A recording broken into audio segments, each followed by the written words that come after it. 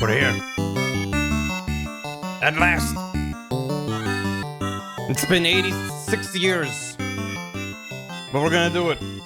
We're gonna finish the game. We're gonna finish the sextuple. The sextology. We're gonna finish Apollo and Ace Attorney and all the rest.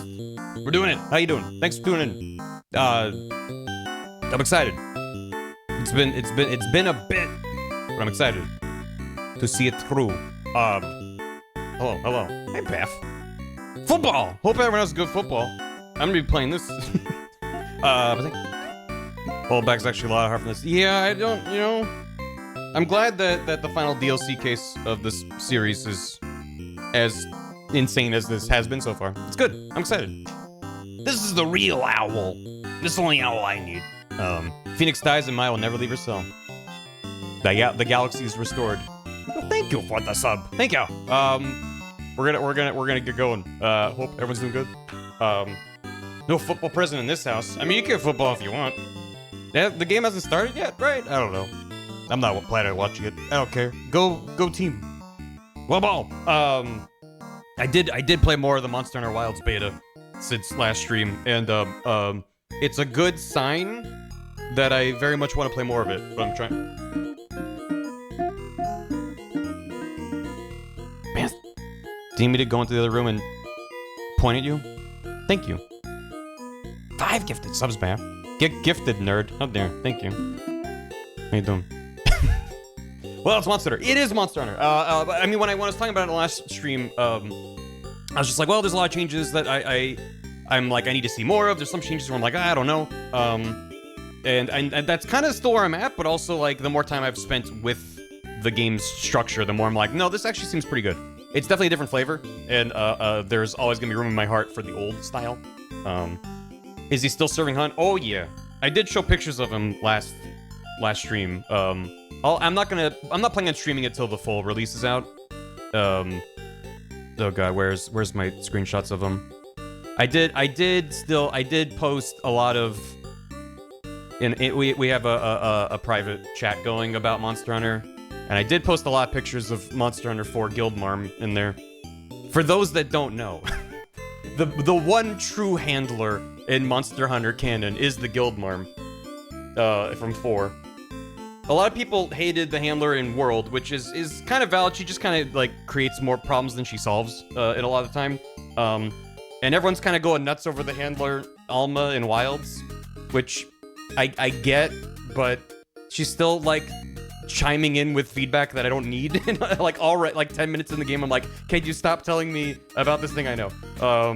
But it's fine. It's fine. There's always the Guildmarm, who, if anyone doesn't know, this is the Guildmarm in all of her crunchy 3DS glory. She calls you Doodle, and she's horny on main for Brachydios. And we all stand her in this house. Here's a oh god, it's huge. This is a quest to fight a Brachydios, where she says, those strong arms, that explosive personality. He's right there in the volcanic hollow. I could faint. Be a deer, Doodle. Give him a wink from me, okay?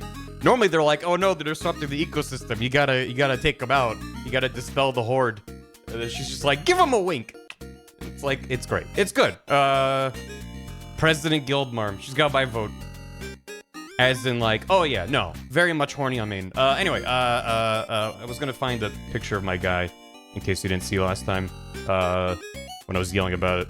I'm gonna be in full Monster Hunter mode for a long time. But basically, yeah, like, a lot of things about the structure of the game. I spent a good amount of time just, like, joining other players' SOSs and hunts and just kind of hopping in and out. And I also had the experience of just running around the open world and exploring a bit. Where is he? Where is he? There's a lot of stuff in this thread already. There he is. I realized that I basically made Tom Maryland from Wheel of Time. I was like, well, who did I remind myself of with this guy? He's running around with a giant saxophone dootin'. Anyway, like the planes, it's neat, but the thing is, yeah, I like it a lot. Oh, the camp isn't a real town because it lacks a lot of personality. It does. The thing, in terms of like the structure of the game being more open and fluid and being like more of an expedition than like I'm picking a hunt, I'm fast traveling to the destination, that you kind of still do that. But I had the experience of wandering around the open world, finding a monster that was not already registered with the database or whatever. So it's like unknown monster. It's a returning monster, so I knew it was. And I started fighting it, and after I did enough damage, Alma's running around on her bird, and she's like, okay, I've initiated a hunt. And I'm like, that was something I saw in the pre-release stuff too, and I'm like, that feels kind of weird to me. What I didn't realize entirely is that in doing so, that posts the quest to everyone in that lobby that you're in, if you're playing online, which I was. So man, I'm just like bonking this dude, jamming out with my saxophone, and then other hunters show up bit by bit, and they're all helping me fight this guy. And then he's dead, and then like birds swoop in and take them away. And it was just like, oh, this is kind of neat. And I spent a bunch of time doing that for other people and like joining their quests. And like that kind of dynamic fluidity seems like a much more seamless time than... I never really fucked with that kind of system, those systems and stuff. Never really messed with the SOS system in World or Rise, but I might actually just be like, oh, who's asking? Who needs... I mean, it also could be like the beta. People are just kind of fucking around and trying stuff. But I don't know, it was just kind of neat. It sounds, yeah, it was a good time. At least so far, once it's like more difficult hunts, if someone just flies in and carts, it'll be like, thanks. So it'll be interesting to see. I still plan on making a video about Ghost of Tsushima? No, unfortunately. I kind of scrapped it. I might repackage it into something else in the future. But I had thoughts by the intro. Oh yeah, no, it's one of my favorite intro segments of an open world game. Not just the like aesthetic of the shot running through the field, which is beautiful, but like where it places you, it literally like has you running across a road from a field into a road. If you keep going straight, you immediately run into like one of the optional things you can do in the world. And if you follow the road either way, you very quickly get to two interesting different points. It's just like, just wordlessly is like anywhere you go is a good idea. Because that game's all about its diegetic systems. It doesn't really do the open world thing of thousands of icons on the map. It's just like, this is a weird looking tree, that's a thing. This is a fort, it's a fort. It's not just set dressing. So it was good. Anyway, cock. Anyway, what about a video about stamina? That's another one I kind of shelved because I was like, it's just me rambling without a point for a long time in the script.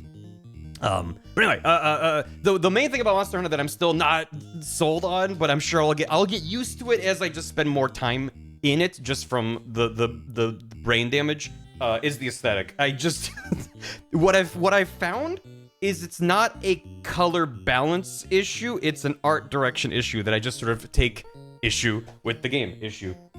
In that it's a deliberately ugly game 80% of the time, and it bothers me. And it bothers me because it can be gorgeous when it wants to be. It just rarely wants to be gorgeous. And maybe this is the beta. Maybe things will feel different in the full release. I don't expect them to be drastically different.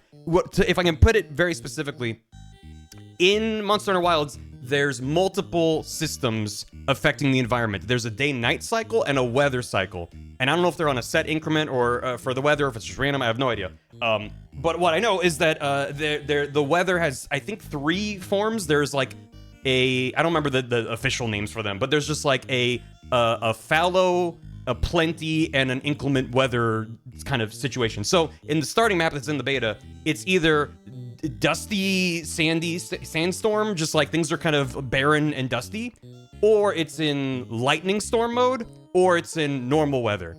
And when it's in normal weather, it looks really good during the day.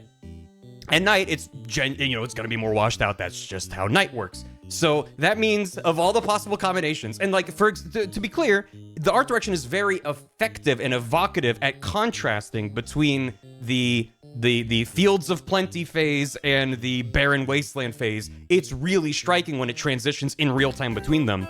And then the lightning storm is super exciting and looks cool, but it's also very noisy and like hard to see what's happening sometimes when you're fighting a guy. It like looks really cool, but it's not the most fun to actually like spend a lot of time in. But the main point is that it's also a very desaturated kind of experience, with like flashes of light, which looks rad. It's just like an art direction thing. So anyway, you have 1 out of 3 weathers and 1 out of 2 times of day where the game looks really good. If it's day and the fields are golden and the sky is blue. Holy shit, it's a gorgeous game. And like it so much so that I went back to the village where I was like, this is the most depressing pile of rocks and dirt I've ever seen. And during the day where it's still rocks and dirt, but at least there's a feeling of saturation in life, it makes it feel better in that space. That's how powerful the lighting is and how evocative it is.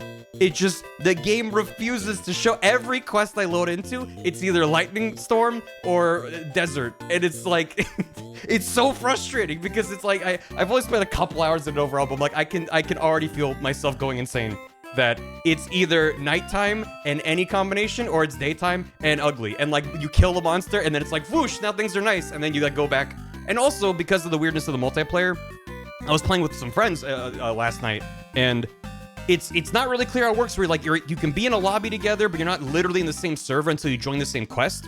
So there are times where it's like in my world, it was sunny and bright, and then I would join onto a friend's quest, and it would load. It would go to a black screen with a loading bar, would load me back in, and now we would be in the same instance where it would be desert storm style, whatever. So it's like, oh boy, it's gonna be a nice, pretty hunt. Never mind, it's all gross again, and it's making me go insane because just having had the experience of like, wait, this game can look really good. They're just deliberately kneecapping themselves. It's just making me become the Joker. And then I'm looking back at like older Monster Hunters and be like, wow, these games just kind of consistently look one way. And I'm not crazy about World's aesthetic. I think that the peak of Wilds from this one biome, like it's only one area of the game, when it's during the daytime and it looks nice, it is so much a step in the right direction for me and my tastes compared to World. It's just much more vibrant and lush, and it doesn't feel washed out and gross. It's just the game spends 5/6 of the time. It spends 5/6 of the time that you're playing it, in my opinion, looking less good than it should, deliberately, and it makes me go insane. Someone on the Monster Hunter Reddit posted, it's like the same vista sliced into different times of day and weather, and they're like, look how different it is. And it was just like beige, brown, dark blue, gray, really nice saturated colors, gray. It was just like, if I'm in the minority, like, it's fine. I know that I'm in the minority about a lot of my issues with the world. It's okay. This is my soapbox. I'm allowed to yell about it here. If nowhere else, I'm allowed to yell about these things here. And I'm not expecting anyone to agree with me. It's just, I need to get off my chest of, like, figuring out how I feel, putting a word to it, and being like, it's not that the game is ugly, it's just that 5/6 of the combinations of weather and day of time just makes my computer and my brain sad. Why did they Thoughts on Palico yapping? So there's two voices for the Palico, two voice actors. I find that the second one is not as nails on a chalkboard for me as the first one, the default. That said, I'm probably going to be switching to just Palico noises for the full release. I'm not really... I spent a little bit of time looking at the actual game settings as well, and there's a bunch of stuff that was annoying me that seems to be an option you can change. Like, they changed the default lock-on to be more of like a traditional third-person, like Dark Souls type game where when you lock on, it keeps the monster in frame, which is probably good for certain weapons, as well as certain playstyles, as well as certain players. If you're new to the game, it might make sense to be like, let me click on the button and lock onto the guy. Older Monster Hunters, you lock on, you have free control over the camera, if it's a newer one. If it's the old one, you got a claw grip going and whatever. But you can tap a button to recenter on the monster, and that's what I'm used to with Monster Hunter. But the lock-on was like forcing the camera to follow him. As I'm like trying to even move the camera manually, it would like keep him in frame. That's an option. You can just set it back to the old way. So it's like, at least a lot of things with the game, it seems like there are options. Thank you, Capcom, for believing in... There's like 4 pages of camera options alone. It's like so many. And I'm sure that progress, those saves won't carry over to the full game. So I'm not really worrying about dialing it in just yet. But there's a lot of stuff that's really good. Lock-on wasn't even thinking earlier. It's right. I mean, you go back long enough, it's just like a suggestion of like, well, you should probably fight this guy. So... Super Western Zelda game? Not really the same. Because the thing is, they're very... My complaints about the sky in Skyward Sword is more about, like... You're spending time flying in that sky, and I think it's very underwhelming. When it should be this larger-than-life, dramatic experience. It feels at odds with the power fantasy they're trying to deliver with flying through the sky. That's my issue with Skyward Sword. With Monster Wilds, their intent is, look how desolate this wasteland is. And now, whoosh, look how full of life it is. And that's really, really well done. The problem is, the majority of the time it looks like ass. That's what makes me go insane. And there is lock on. I find it's handy just to be able to tap a button and recenter back on the guy. Or if there's multiple monsters, all just kind of running into each other, which seems to be in Wilds constantly. Anytime a monster is just like hanging out or moving from point A to point B, it'll run into like 3 monsters along the way. So just to be like, okay, it's nighttime and there's lightning. Which one of these shapes is my monster? I can tap a button. It'll be like this one. So it's I find it useful, but my point is I don't want a traditional style lock-on where it's forcing the camera onto him. So some monsters are more mobile. Yeah, it depends. It depends on the monster. Obviously, if you're fighting like my first example is like a Genmaron, which is a gigantic sand whale. Like you don't need lock-on for that. I don't even know if you can lock onto that. But anyway. Pastor Streams. I mean, I'm gonna yell about Monster Hunter regardless, but if there's a new one coming out and I'm playing it, you better believe I'm gonna be yelling about it and yapping. But anyway, I'll stop it there before I find another thing to yell about. There's a lot that I like about it, and I'm excited to play more. I feel the urge to play more, which is always a good sign for me. Thinking you play the coup as a power grab or to protect Rafa? I'm still not even decided. Even though the game has moved on and we're not even dealing with any of that stuff anymore, I still don't believe Inga actually wrote down on a piece of paper and then put in his journal, I'm planning a coup. I don't believe he did that. He seems way smarter than that. So I still think in some respects he was set up, but I guess the case was already at too much. If there was a fake coup on top of everything else, it would have just been too much for me. In terms of what is textual within the game, yeah, I don't know what his motivations for a coup would have been. They didn't really delve into it enough to give us a sense of what he wanted. They were just like, oh, must have been power hungry, and it's like, I don't know. He's gotta know. He's gotta be aware that Khura'in's independence is due to spirit channeling. That's why they kept the old queen Amara around, and Garan had all that stuff. So for him to overthrow the queens and be like, I'm in control, when they just immediately get invaded, like you no longer have the international value to keep you're independent. It just seems like they didn't really touch on that. They just sort of hand waved it as like, here's justification for Inga to be the bad guy in the case, even though he's already a bad guy from case 2 or 1. So man, it was weird. Just want to kill Garan to protect the daughter he loved his own since he knew Garan was threatening to have her killed. Maybe, but even then I feel like there's better ways he could have gone about that in his position specifically than just coup. Like, it's weird. It's weird. Gonna use the orb to give Rafe enough power to channel and take around space. That's the only thing that makes sense, is using the orb to give Rafa power, and then, but it's like, I don't know. Even that kind of leaves some holes in that plan where it's like, what? Wouldn't that just, I don't know. Killing Dirk in Cold Blood is pretty reason to be the villain. He's already the villain, but within the context of the case, the public's image of him, he needed to be painted the villain. We knew he was a villain from our, omniscient perspective, but within the context of the case, they needed to make him a villain to the public and be like, he was overthrowing the monarchy, so. He knew Garan was a monster, but he's one too. Well, right, which is, but yeah. But that's why I'm still like, my personal theory that I'm just, fuck you game, I'm gonna just keep this, is that he was set up in that respect, that he was not playing a coup. It doesn't make sense. He could have wanted to install Rafa instead of Garan without doing a full-blown coup, and writing that down. Just, I don't know. I think they could have better sold that with like Garan's personal guard and like his secret police like warring against each other. There's a lot they could have done if they wanted to actually sell that as his motivation. So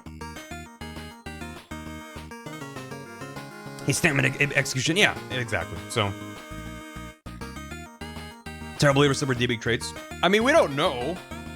If Inga was just operating within the system that Garan instated with the DCA, I'm not here to sugarcoat or whitewash Inga. Dude's fucked up, but if his job was to just keep the brutal machinery of the judicial system churning, he was very effective in that. So I still place most of the blame at Garan specifically, rather than Inga was more like a symptom of the system that Garan made than just being like a driver of the issues. Which one was more messed up? Garan! 100% Garan. He enjoyed it, yeah, which is why he's a villain. I'm not saying he's redeemable. I'm just saying I don't blame him for the situation that was in Korean. I prefer the Goron system as well. Yeah, when you go ooh, and when you're playing Shiva Arcanian and you drag the Goron neck slider to max. I mean, I can fix it. Sure you can. I mean, sure you can. Inga looks really good compared to Goron, which is, yeah, it's fucked up. Anyway, now I just want to play UFO 50. Why did I put on this OST? Let me read things, play game. I'm trying to remember also what happened in the last case so far, the DLC case, and the more I think about it, the more mad I get. I'm excited to find out what bullshit explanations they have for some of this. And I hope that magic is real. I hope that magic is real. They've already proven that it wasn't time travel, but what if there was time travel also, in addition to? Buy more evil juice. I won't blame Inga for wanting to topple Korean's kind of craptastic sexism system. You know, it's been depicted since they started to. The entire culture's never been depicted in a healthy way for anyone, really? Yeah, and also, I mean, we're taking their word for a lot of it, but if we take their word for it, their current status and existence is due to spirit channeling, which is only due to the royal lineage. I'm also surprised that there wasn't more fallout about Maya spirit channeling. They kind of built it up as if it would be this earth-shattering revelation to the people of Korean that this outsider from America can spirit channel. And what does that mean? And does that mean that Maya is tied to the royal lineage? And what's the consequences of that? And they just kind of went, oh my god, she can channel, and then moved on. Which, again, for a game that's been kind of as dense and packed with stuff, I don't need that, but then it's like, why build it up if you're not really gonna execute on any of those ideas? Yeah, it's too much on its plate. They gave himself a lot to work with. We were robbed of Queen Maya. I mean, she's still queen, just of a little village or whatever. She can channel. So anyway, they're distracted by Priest Midi. I mean, who wouldn't be? We're already rebelling. We'll figure it out in post. We're already mad. You're just giving us more reasons. Yeah, it's fine. Diplomatic immunity for next murder. Your Honor, she's got royal blood. Guilty. Well, I tried. Queen of the Spin! In between streams, Decadent Decibels, Just a Witch on Twitch, and DC Holy Grail Race subbed and such, and thank you all. I appreciate it. Ash of Vonix for 82 months in a tier 2. It's been 82 years since I started Ace Attorney. That's what it feels like. I know we're not done with, like, the franchise and the concept.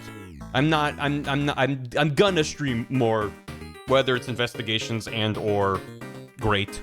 That'll happen at some point.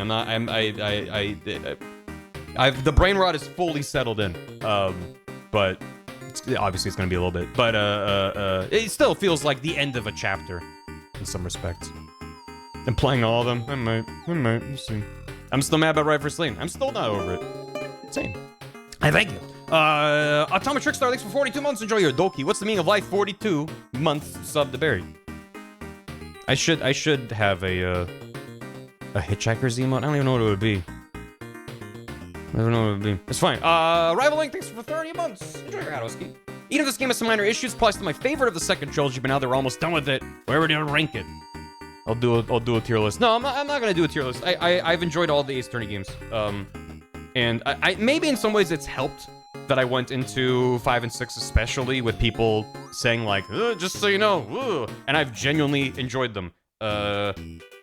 So if I just hopped in and was riding a wave of hype, maybe I'd feel differently about it. You know, there's no way to know. That's an alternate timeline me. In the same way that there's games that I've played that I know for a fact I've enjoyed better or differently because I've streamed them as opposed to just playing them my own time. It shouldn't be a surprise that the way I experience games is different when I'm streaming them than if I'm just fucking around my own time. And like, even the worst Ace Attorney time for me is elevated by streaming it, because these games are a lot of fun for me to stream, specifically because of chat. You know, I give a lot of shout outs to lurkers and VOD watchers and the like, because I feel like it's easy to, I don't know, forget about them, but shout outs to chat, because for 6 games and all of my other streams. It's chat that keeps me feeling both insane and sane, and it's very fun to bounce ideas off of people and theorize about things and get help when I'm stuck, of course. But just having people react to the high emotional moments on every extreme, it's just a good time. It's fun. I counteract the shout out. I hate you, chat. I hate you. Stay out sane. Breaking the streams of these games makes sense for a lot of reasons. I like to watch VODs of these because I need to see what the heck is going on. I have to pace out these games. There's no way. I would go insane. And also, I'm always cognizant of the fact that, like, this is like half of a month of streaming, basically, to do one of these games. And for anyone that doesn't care, or they're like, I'm not caught up, that's just a lot of streams people can't watch or put on in the background or whatever. And I do care about that, too. So, anyway. Chowney Stern, exactly. Chat going feral. It's fun. Thank you. Jingo Shishi, thanks for the sub. Welcome to the house. Enjoy the emotes. I hope you enjoy Bar Perceive. Apollo's not in this case, but Perceive and Listen are the subscriber Ace Turn emotes. The rest are on BTTV. You don't have to sub, but you can. If you sub and use BTTV, you're just twice as cool. That's the fact. Deranged Optician, thanks for 100 bits. Apollo Objection. Speaking of which, Bath gifted 5 subs. To Vazari 5683, Fairyambi, Power Hungry 432, Blooper Duper 145, and Mannequin Z. Thank you, Bath. Y'all, you don't need to follow Bath, by the way. Bath streams sometimes. Wolf of Brett, thanks for 75 months. Zachatron gifted a sub to Edward23. And Smashman, thanks for 100 bits. Happy Superb Owl Sunday. What's your favorite owl? It's not a specific owl, it's just any owl when they're wet. Because they go from this glorious creature of nature to like the most pathetic sad wet cat kind of vibe. With just like their eyeballs are so huge, and then their body is just like a lump of wet cloth, and they got these raptor feet sticking down. Any photo of a wet owl is just my day is brightened because of how pathetic and sad this thing looks. So, a moist owlet. Tracker gifted a sub to Ramens. Thank you, Tracker. Like a wet stuff, you know, kind of look melted. Yeah. A moist owlet. Yeah. Okay. Great. I'm glad we had a thought there. Thank you. All right. Okay. Don't need that. I don't need that. I don't need this. I don't need those. I don't need any of this. I don't need any of you hear me. I don't need any of this. All I need is over here. There we go.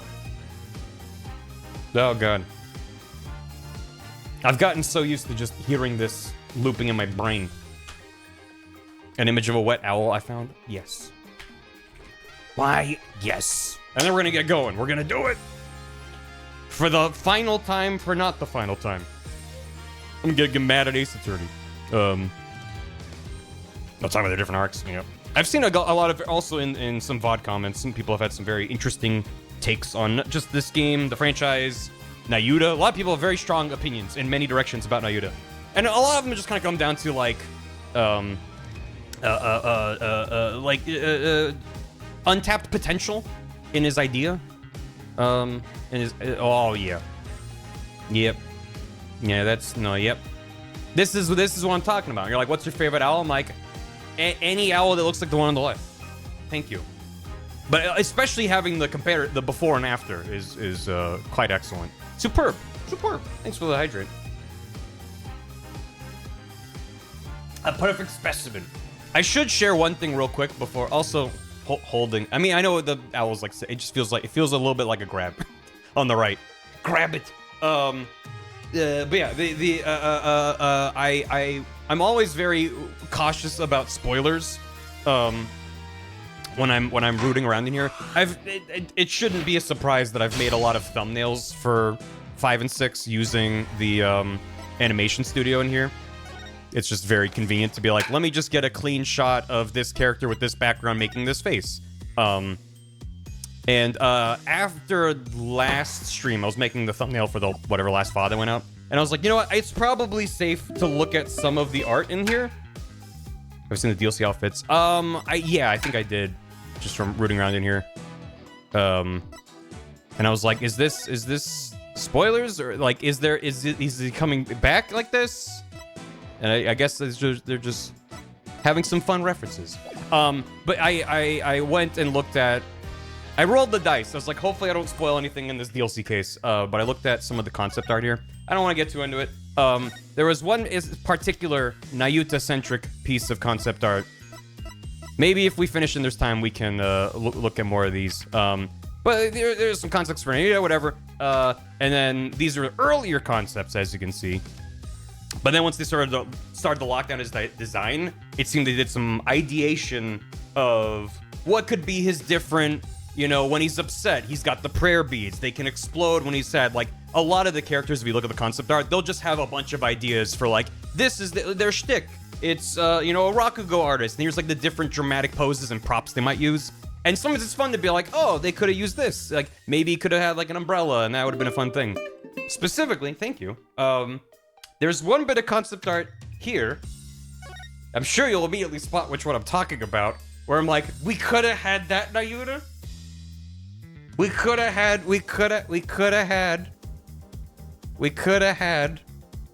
a fucking horse in the courtroom. And I understand why they didn't, but, you know, I think that would have been fun. But see, that's like, okay, they have the scroll rolling out. This version where it's a little bit more, like, different kind of vibe, but, like, still doing hand poses and stuff. You can see where a lot of the final result came from for things. But just like, yeah, all these, you can clearly see where the end result went to. And then just prosecutor and a goddamn horse rolling into the court seems real good. So, thank you. Doing too much for the 3DS. I mean, they did render a bunch of animals for Amara. Nice. I think it was more, they were like, we don't want to model and animate a horse. Vetoed. But anyway, yeah. So, a lot of good stuff in here. And I didn't spoil myself on anything. I'm glad I waited till I finished the last case, of course. But yeah, it's good. It's good. Anyway, maybe we'll root, if people want, we can root around in that once we're done. If there's time. Let's go. What was that? What was those? Yeah. Cyan, thanks for 100 bits. First bitch here. Would Wilds be a game you recommend to a new person who really wants to get into the series but didn't vibe with World? So, specifically, if you didn't get into World. That's what gives me a little bit of pause, just because this is the same team that made World. It's a different game. I've only played a couple hours of the beta, so I'm not an expert on what's different about Wilds compared to World. I guess part of it depends on what didn't click about World for you. If it's the structure of Monster Hunter, if it's the idea of you're going on, you pick one of 14 weapon classes, and you learn how it works. You go on a hunt, you kill a monster, you carve it, you get some drops from it, and then you use those drops to make some new armor and some new gear, and then you do it again, and then you do it again, and you're like, I just need the gem to make a thing. Why is it not dropping the gem? If you don't enjoy that loop, where the point of the game is to fight monsters and get stuff from them, that's the game. If you don't enjoy that, Monster Hunter might not be for you. Just frankly, that's what the game is. It's a lot of fighting the same dudes. I think there's a lot of depth in it because every weapon has tons of depth to it. You can just get more and more into each weapon as you go. Every weapon you can spend thousands of hours in, and you can just play with multiple, and just there's so much depth to that. Most monsters outside of the initial starting ones have really interesting movesets that is just satisfying to learn and get better at over time. Playing it online in multiplayer is just a different dynamic because you have different weapons doing different things. The newer Monster Hunters have leaned more into the environment where there's just a lot more dynamic stuff you can do as you're fighting. So if it's the overall structure of like, I just don't like fighting a big dude over and over, then it's not gonna be for you. If you're like, well, I liked it, but can't romance them yet. We're waiting for the Guildmarm DLC. Combat just feels very unresponsive. I don't know. I'm not sure what you would mean by that. Your progression is your gear, not grinding stats. Yeah, I mean, your gear comes with better stats, but once you're in like high rank and especially master rank, when that eventually drops for World, it's usually in the expansion for the game, or Wilds. That's when it does. You can have really cracked out stats, and you'll still get two-shot by a lot of things. So it still revolves around getting better at the game. Everybody was better about it. So what was that?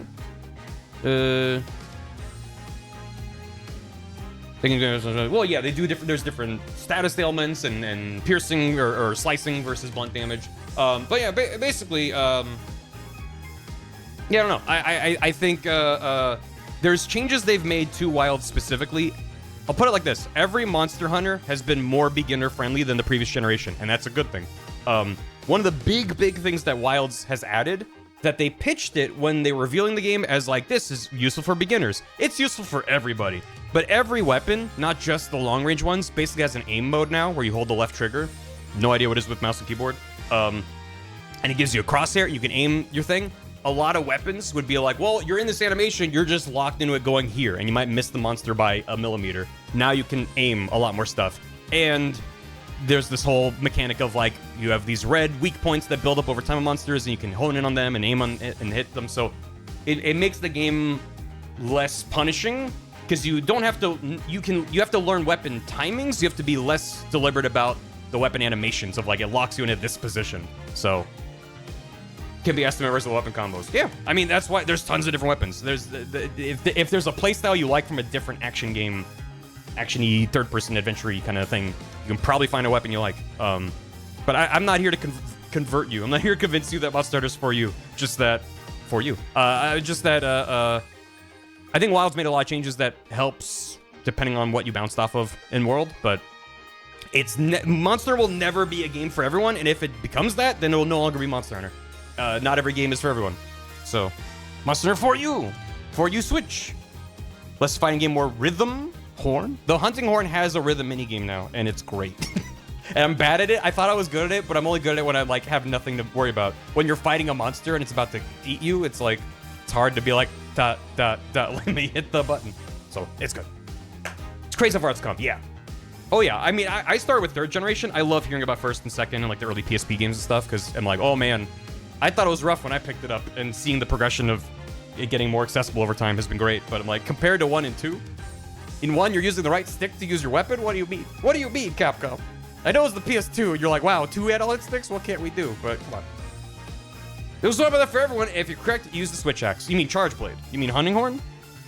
Impenetrable one I've seen. Yeah, I keep feeling like the urge to re-pick up one of the old Monster Hunters, whether it's Generations or 4 or 3, and just kind of like run around with it for a bit. But I'm like, I don't think I could ever go back to the old ones.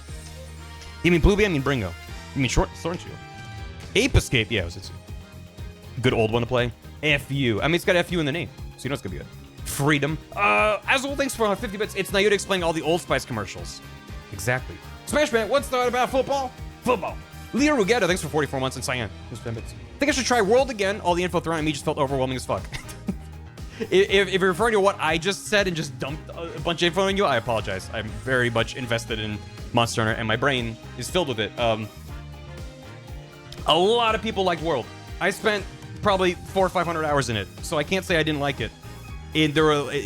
With the context of a lot of other games in the series, it's not my favorite, but a lot of people really liked World. So I would give it a shot.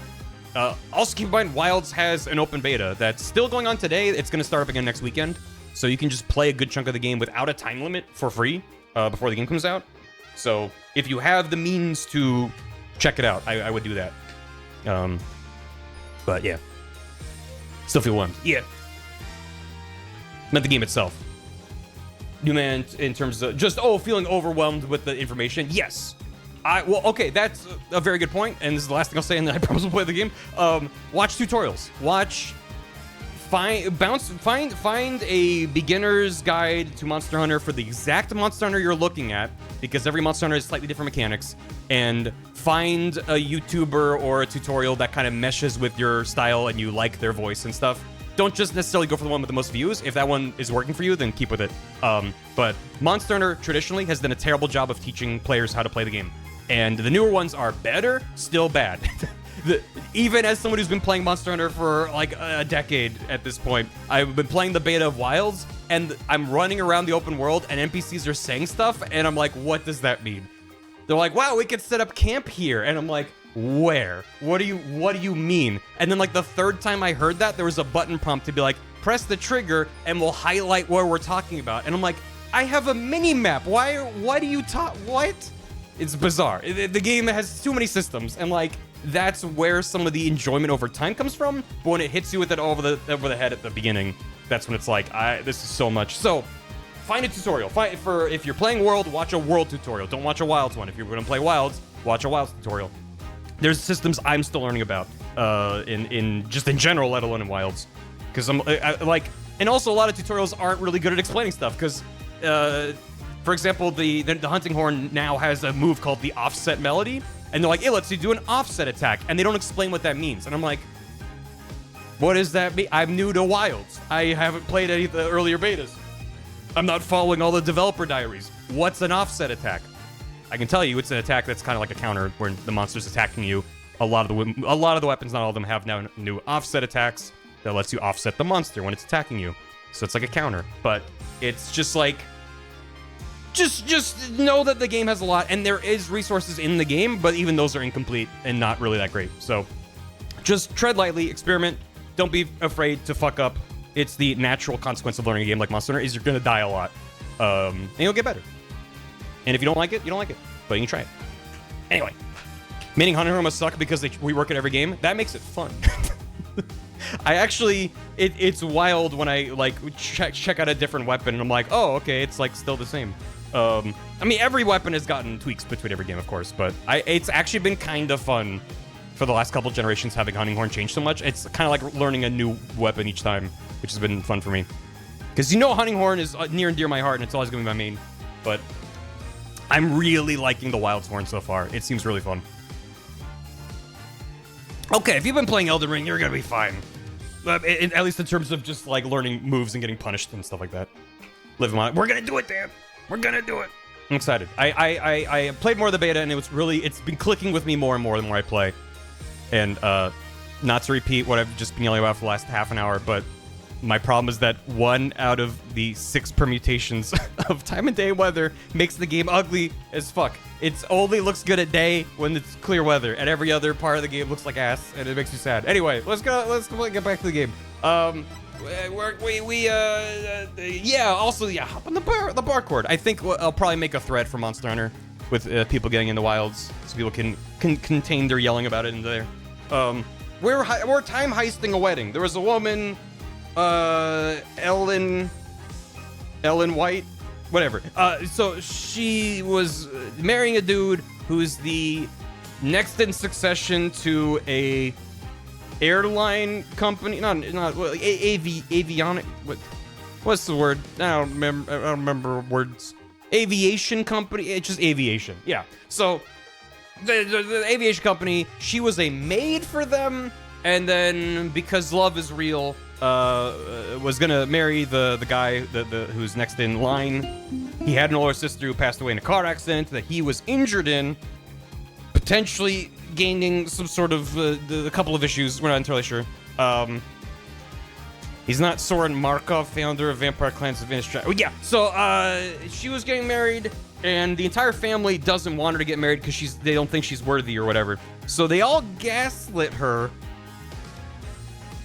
I'm still not even sure why. They had a wedding reception, but they weren't technically married yet because I guess they hadn't signed the license. And then the head of the not the butler guy. I can't remember the names for any terminology in this case. It's all just stupid in my brain. The guy, Dumas Gloomsbury, was like gonna push her overboard or like strangle her, whatever, shake her around.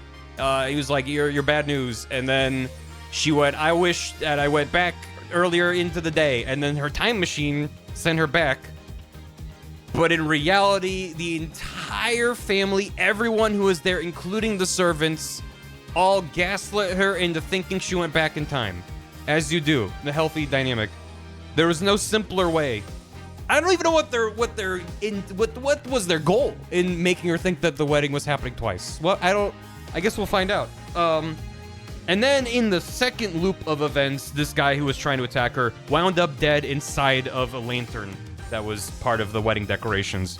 And in addition to that, her fiance, whose name is eluding me right now, Soren, we determined that he was stabbed. And as soon as we went, wait, were you stabbed? He went, oh no, and like blood came gushing out of him, which is a fun coincidence. So I'm not really entirely sure why any of this is happening. Hey, for those cases, hey, there's a lot. There's a lot. Big Professor Layton fans. Yeah, it feels like the most Professor Layton-ass case, even more so than stuff that was in the crossover. The constraints and the shenanigans involved. Also, Larry was there. He snuck on board. We love Larry. He's the best. And he saw a pterodactyl. Let's get back into it. Let's fucking go. I forgot why we broke. Why were they like, it's time? Oh, because we had to go back and do more investigation. That was it. The judge was like, I don't know what the fuck is happening. Come back tomorrow once you have a better idea what's happening. And then we went and did more investigation, during which I learned little to help us. We've learned more about more blood and a candelabra with bloodstain, but we're fucked. I don't know. The one thing we found out yesterday is that Soren was at the crime scene. And there's a big elevator lift that connects two areas of the it's fine. It's fine. There was actually being useful. I don't want to give him credit for that, though. First multi-day case in the whole game? Yeah, which is funny, because we were talking about the other day, after finishing the main game, that all the cases were one day. I only hope we can get some testimony from him that'll get to the heart of the matter. I'm not counting on getting any testimony out of him at all. Mr. Wright. Good morning, Alan. Yeah, he was useful because he withheld evidence, and his mere presence complicated matters immensely. So I don't want to give him credit. It's like I don't know. I'm trying to think of an analogy. It's like someone moving a table after you stub your toe on it, but they're the ones that put that table there in the first place. So it's like, thanks? This is your fault, but thanks? Ow? I don't know. Good morning. Look, I'm afraid you might not like the result of today's trial. Nevertheless, don't tell me you're still thinking of going that route. Soren is innocent. He can't be found guilty. Take me instead. Ellen, please. Try and get a hold of yourself. 3 days in a row. Yeah, well, listen. Wedding dresses are expensive. Anyone will tell you that. So you want to get your money's worth. I believe in Soren with all my heart. How dare you doubt him? Okay. I can doubt anyone. I'm a lawyer. Regardless of which one of them is found guilty today, it's gonna be devastating for Ellen, isn't it? We'll just have to do everything we can. That's the best we can do, you know? Trial's about to begin, Mr. Wright. All right, let's go. I'm also enjoying the blatant fan service of Maya and Nick versus Edgeworth. It's fun. Do you remember? 9 a.m. of the 23rd of September. In the district court, courtroom number 6. Day 2 is in session. Honorable judge. Session. And for the trial of Elroy is back in session. The defense is ready, Your Honor. The prosecution is ready, Your Honor. Let's see now, where were we? In yesterday's session, we found out about the Sprocket family's conspiracy to cover up the murder of Dumas Groomsbury with a second reception. A second reception? Don't quit my day job. Do I even have a day job at this point? Taking advantage of our collective shock, the defense, as usual, made a nonsensical claim. Yep. Namely, that there was a third person present who struck the victim. Objection! You can't in good conscience call this a job, can you? Don't try to make it sound like I made it all up. The defendant herself made a statement about the existence of a third person, and the further investigation has only proven her statement to be true. Then I presume the defense intends to focus on proving the identity of this third person. Third reception? We've had second reception, yes. Is that all right with you, Mr. Edgeworth? I like when the judge is pissed off. Indeed, Your Honor. Like, he's not talking like he's mad, but he just has an angry face. In fact, I predict the defense will most likely attempt to name Mr. Soren Sprocket as the true culprit. And next, you'll say, yes, I would like to call to the witness stand. Oh, what? How did you? The driver during the accident that killed Mr. Sprocket's sister was the victim. Therefore, Mr. Sprocket had a motive to murder Mr. Gloomsbury. Next, you'll say, Gunk! And do that face where your mouth goes real big and your eyes go real white. That's what you plan to assert, is it not, Mr. Wright? Am I that transparent? Come now, Mr. Wright. Did you really think the police wouldn't uncover this information? Congrats on getting it in one, Mr. Edgeworth. Doesn't change our strategy, though. But you're wrong! Soren didn't do it! He's innocent! Innocent? Please, Miss Wyatt. He's innocent, I tell you! Clage, I'm out of cookies. This must not stand. Get yourself some cookies. Edgeworth gets to see Wright's grunk face a lot. Stop. What is this, Mr. Wright? I thought your claim about the existence of a third person came from the defendant. It did. This is just a minor hiccup. Did you not discuss your strategy for today with the defendant, Mr. Wright? Starting off on the wrong foot again is seriously cutting into my lifespan. It would appear the defense is in disarray. Therefore, the best way to clear things up is to ask Mr. Sprocket himself what happened. Your Honor, the prosecution would like to call Miss Soren Sprocket to the stand. What? Very well. Bailiff, please bring Mr. Sprocket to the witness stand. Okay. Is Ellen okay? No. But she has every reason to... She was gaslit by like 50 people working in concert perfectly. Witness, please state your name and occupation.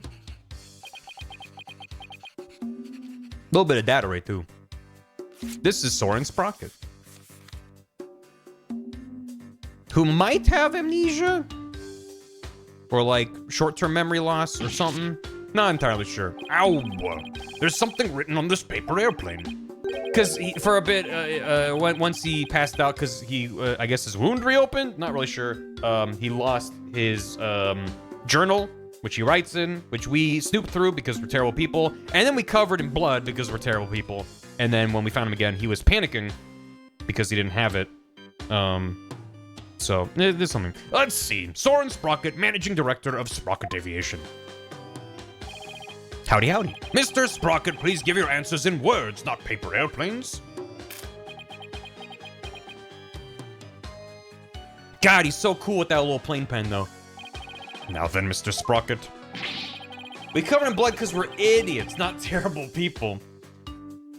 I think when you willingly go through someone else's belongings and then accidentally cover them and shit, you can't just write that off as oops. I know it wasn't their intent to cover it in blood, but they deliberately went through his stuff. Please tell that doubting lawyer there what really happened at the time of the crime. Well, Mr. Sprocket. Mr. Sprocket. All right. You want me to talk about what happened when the crime occurred? In other words, after the first wedding reception? When Ellen and I were in the reception hall, right? Not even the power of the court can stop him from marching to the beat of his own drum. You think he does that when his spoon eats? Mm-hmm. He has his staff do that for him. What he remembers. I was stabbed by Dumas in the reception hall and I collapsed to the floor.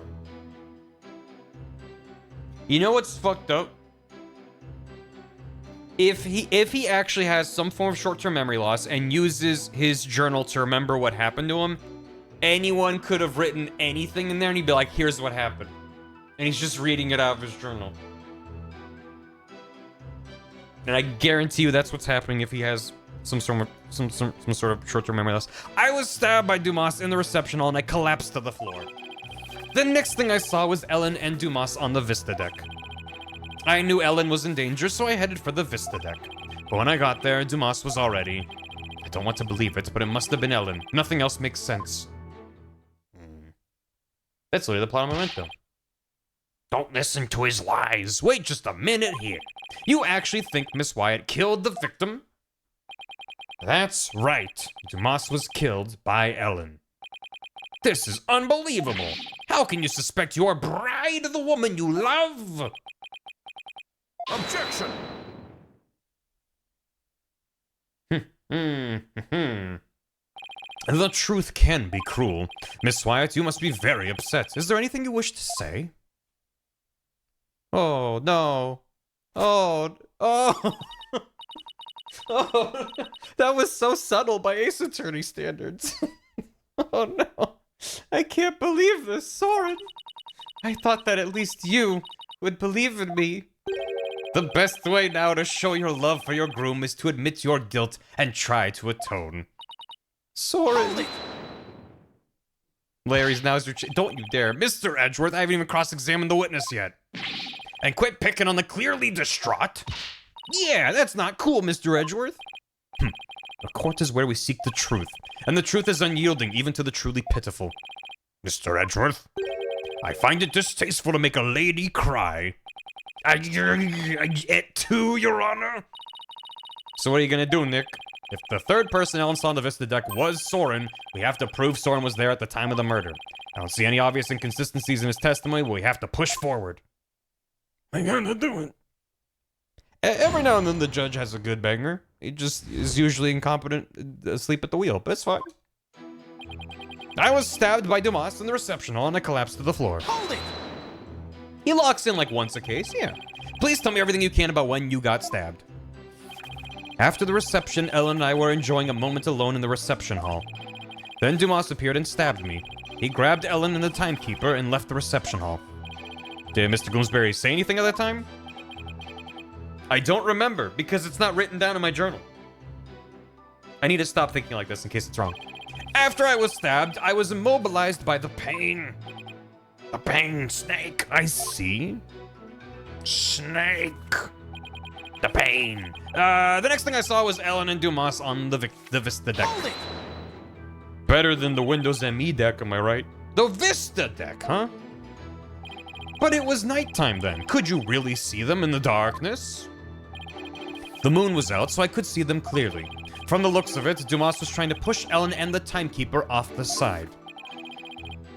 Which I also had the thought of, because the pterodactyl that Larry saw was clearly part of that sign that got broken for some reason, if they were at ground level, if they were not airborne in the airship, either the idea was he was trying to help her and be like, get the fuck off the ship, they're trying to gaslight you, or he was like, it feels like there's gonna be some sort of misdirection there, but if he was actually trying to push her off, it's not like, oh, she would have survived. It's still really, really high up from the size of the airship that we saw, even if it was on the ground. So I'm curious to see what they do with it, because if it's like, oh, it wasn't that high up, he was helping her. It's like, even with a big mattress, that's still a devastating height to fall from. It's at least 20 feet. It's way more than 20 feet up. So you saw the defendant. The only way the judge is allowed behind is the fake one you give toddlers, so you pretend to drive the car along with mom or dad. You give them the Wii Mario Kart driving wheel. She's not even on ground. That's my point. Is like, there's gotta be some other thing there, but about to be thrown off the airship, you say? That's right. In such a desperate situation, it would only be natural for her to fight for her life, and the murder weapon was right there within her grasp. This isn't going well at all. I've got to do something fast. I was to jump off the roof onto a bouncy house, which everyone else points out would still kill him. I knew Ellen was in danger, so I headed for the Vista deck. I understand that your bride was in danger, but were you really able to move with a stab wound to the gut? I was desperately trying to push the pain out of my mind. I see. So adrenaline kicked in and gave you strength. Is that right? I don't see much of anything in this statement I can refute. That's right. I almost passed out several times as I made my way to the Vista deck. It's pretty intense. But when I got there, Dumas was already ... Hold it! Already what? Are you absolutely sure, Mr. Sprocket? That by the time you got to the Vista deck, the murder had already been committed? Yes. But the Vista deck is just on the other side of the glass windows in the reception hall. Shouldn't you have been able to get there right away? Objection. Self-defense not guilty? So that's what they're arguing, is that the victim, Dumas Gloomsbury, was hit twice on the head. Once on the back of the head, once on the side of the head. And the second hit to the side of the head is what killed him. So Edgeworth is arguing that even if it was self-defense, it was premeditated murder because she didn't just knock him out. Once he was out, she hit him a second time and killed him. You gotta make sure the work is done. Obviously, yes. But that's why just arguing self-defense doesn't work for us here. We have to prove she didn't do it. Have you investigated nothing? The only way to the Vista deck is to go to the hold and take the lift. Oh, it doesn't connect at all through the hall. What about that big clock door? I thought that was like some sort of fancy clock door. No matter how much one hurries, it would take at least 10 minutes. Always double tap. Well, that's unhelpful. But Soren had to have gotten there before the murder, or my claim won't stand. Do you have any ideas for me, Maya? It's definitely easier to prove that someone did go to the hold than not. I mean, you can't leave anything if you don't go someplace, right? Can't leave anything? Wait a minute, I think Maya's onto something here. The lack of a certain something actually proves that Soren didn't go to the hold. The lack of a... What's the matter? Are you stumped already? Yes. No, I'm far from stumped, Mr. Edgeworth. I know for a fact that Mr. Sprocket didn't go to the hold. You and your paper-thin bluffs. Mr. Sprocket's bloodstain on the lift proves he went through the hold. So what possible proof could you have that he did not, in fact, go through there? You want proof? You got it. Oh, is it the, I had a brain blast. He never used the hold entry keycard. Beep boop. You can do this, Phoenix. There's gotta be proof Soren didn't go through the hold. I'm so smart. Let's not go that far. Mr. Wright. This proves that Mr. Sprocket didn't go through the hold. I'm also gonna save. Take that! I mean, my characters and little animal guys in Rise of Skin looks good on the deck. I bet it does. As anyone can see from the hold entry record, there's absolutely no mention of Soren Sprocket entering the hold. The defense asserts that Mr. Sprocket used a different route to get to the Vista deck. You can assert all you want, Mr. Wright, but can you actually prove another route exists? Can I prove the existence of another route to the Vista deck, you ask? Maybe. I can prove it. Even if it's just a bluff, I have to present something. Anything that can prove the existence of a faster route to the Vista deck. Very well then, Mr. Wright. Show us how Mr. Sprocket got to the Vista deck. Through here. I mean, I was gonna point to the weird clock door thing, but that's not on... That's not on here. Unless there's... Is there some... Is the table a door? Is the lantern a... Was he in the lantern? Did he vent? Take that! Mr. Wright, how could anyone get to the Vista deck through there? No, that wouldn't make sense. Because he could have... If someone moved it... If someone moved the lantern to the hold, that's one thing, but then to use the hold in the thing... What if he kind of wiggled his way through there? I'm afraid that's physically impossible, Defense. Now stop trying to wiggle your way out of a reasonable explanation. Sorry, Your Honor. Please let me try again. He made for Vista deck through here.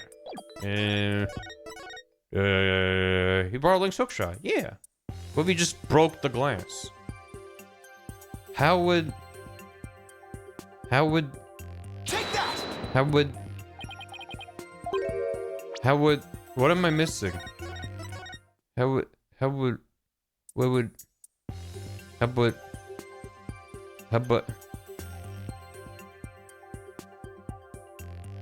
Take that! It wasn't labeled. To save his bride from danger, Mr. Sprocket. I got by the misdirect. He opened the escape hatch and made his way along the outside wall to the Vista deck with a gut wound. I don't know about that. Isn't that right, Mr. Sprocket? He built different.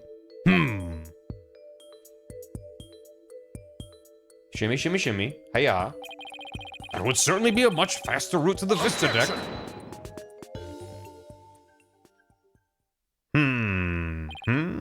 I'm disappointed, Mr. Wright. Is that really the best you could muster? That escape hatch is not meant to be used to get from the reception hall to the Vista deck. One slip, and that's all it would take for Mr. Sprocket to plunge to his death. I have to agree. The defense's claim is really stretching it. Well, at least that's one thing where if the airship was actually on the ground, it would maybe probably still kill him, but it wouldn't be as windy as if it was at a higher altitude. I don't know. I understand how it sounds, Your Honor. But at this point, it's too early to definitively say that he didn't go that way. So that's what you're going with then, I take it? Of course, Your Honor. This is real life, Mr. Wright, not some cinematic drivel or comic book. Do you have some sort of logical explanation to share that would convince us of your claim? I do. Are you sure, Nick? Yeah, kind of. Didn't Emma dust for prints everywhere? Shouldn't she know if he touched that door? Actually, I have nothing, so I'll just have to wing it somehow. Let's wing it! On what do you base your theory that Mr. Sprocket made his way along the outside? My theory he was able to go along the outside wall despite the danger is based on the power of authority, the power of love, the power of money. This can't be what we're actually arguing in court. Not the outside of ship, but he would have had to grab whatever handle to open up that door. Which there's no way an escape hatch would be easy to open. It would require a lot of force and grip, and he wasn't wearing gloves, so. The power of money? The power of money! Mr. Sprocket used the clouds of currency to move along that wall. After all, you can make anything in this world move with money. Mr. Sprocket's a rich man, so he simply threw his money around to make it happen. That was kind of a bogus thing to say, Nick. Huh? I sense you have something against the wealthy. Truly a remark that reflects the meager state of your soul and your piggy bank. I don't think money could have helped Mr. Sprocket in this situation. What's more, I suggest you work on enriching your own spirit, Mr. Wright. Yeah, I still stand by what I said. My theory is the power of authority. The power of authority. A man of Mr. Sprocket's considerable authority could easily move along that wall. I bet his men had ropes and cushions at the ready in case he fell. Objection! And these men you speak of, where in the world would they have come from? Well, they'd pop up at the snap of Mr. Sprocket's fingers. I have no idea what you're trying to say, Mr. Wright. Were Mr. Sprocket a man of such great power and influence, why would he voluntarily put himself in harm's way? That's a very good question, Your Honor. He wanted the credit? A question you should have asked yourself from the start. Men who appear at the snap of your fingers, the judge might not appreciate it, but I do. Thanks, Maya. Guess she's trying to cheer me up. Okay, I have to get it right this time. Okay. The theory is able to go on as far as the danger. It's the power. Why? We're a lawyer. What are we doing? What are we doing? What are we doing here?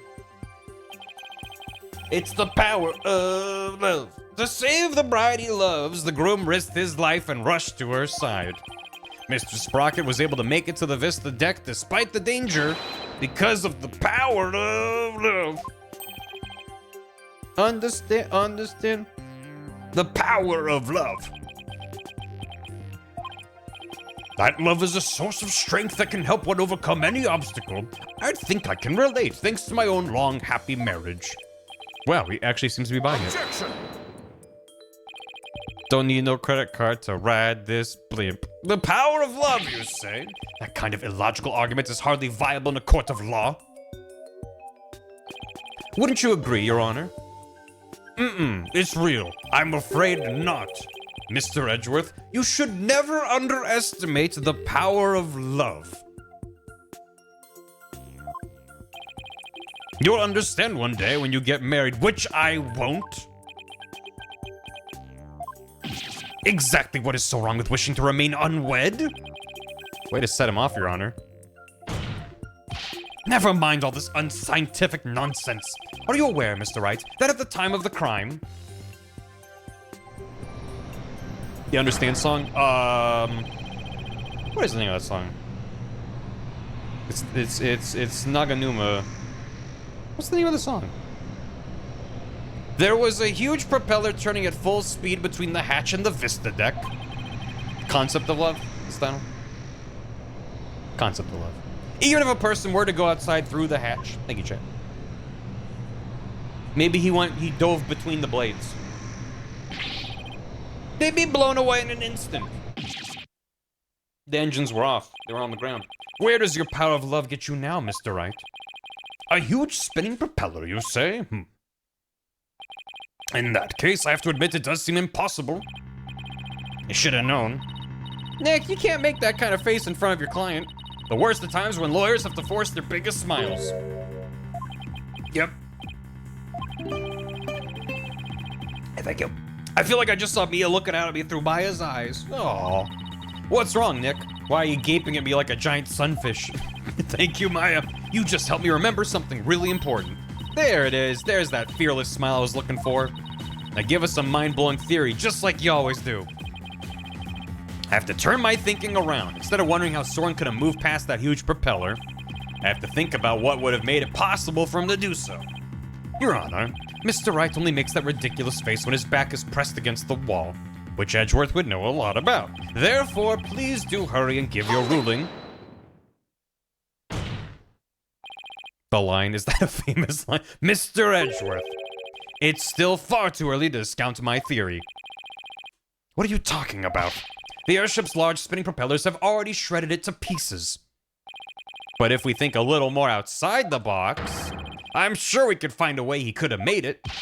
Stop trying to stall, Mr. Wright, and show us how it could have been even remotely possible, if at all. I must agree with Mr. Edgeworth. Very well, Your Honor. There must have been a way, some way that Soren could have moved along the wall in spite of the propeller. Now then, Mr. Wright, what specifically would have made it possible? The engines weren't on. This is how it would have been possible. He got to the deck some other way. The airship wasn't flying. The propellers were broken. The pipes were broken. He got this some other way, you know. Instead of going along the outside wall, the witness got to the Vista deck some other way. That's why the propeller is irrelevant to this case. Thank you, Zero Test. Welcome back. Really now, Mr. Wright, because as I recall, you were the one who was arguing that Mr. Sprocket made his way to the Vista deck by moving along the outside wall. Why then are you now suggesting that he got to the Vista deck some other way? I agree. This new argument is a complete about-face. Yes, well... What we want to know is what would make it possible to move along the outside wall. So please refrain from changing horses midstream, defense. Midstream horses? That's like water polo. I better think this through a little better. Please let me try again. This is how it would have been possible. The pipes were broken. Spinning bird kick. I propose the propellers were broken, and therefore weren't turning at the time. That does make the theory sound plausible. What do you think, Mr. Edgeworth? I haven't heard any report the propellers were broken at the time. Besides, if the propellers had broken during the flight, the airship would have been careening out of control, would it not? I mean, it's a blimp. Probably would just kind of be floating. That would certainly put a stop to the wedding festivities, wouldn't it? I suppose that's true. Mr. Wright, you will refrain from spouting such groundless claptrap ever again. Well said, Mr. Edgeworth. And Mr. Wright, here's a penalty to help you remember. My badge collection. If only they were stopped for some reason, it would have made it possible for Soren to get to the deck. Your Honor, please let me start over.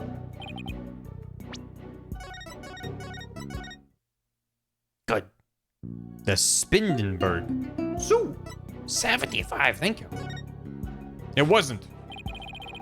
What allowed Mr. Sprocket to go along the outside wall in spite of the propellers is the location of the flying chapel at the time of the crime. The location of the flying chapel? But wasn't it flying high in the sky? I want to fly high. No, Your Honor, I'm afraid it wasn't. What? Then where was it? At the time of the murder, the airship wasn't flying through the sky, but moored to the ground. What? And if the airship wasn't flying, then that means... the propellers weren't turning.